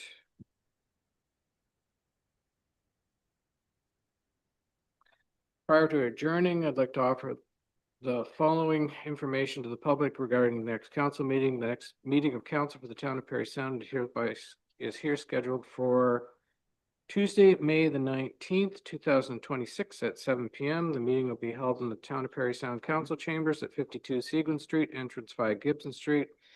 It will be live streamed and recorded. All regular council meetings are held at 7 p.m. on the first and third Tuesday of each month, except January and August, where only one regular meeting is scheduled. The council meeting schedule, notices of special council meetings, complete agendas and minutes, and instructions on accessing live streamed and recorded council meetings are all posted on the town's website. Go to www.parrysound.ca and use the search bar. Thank you, everyone, and have a good night. Guys.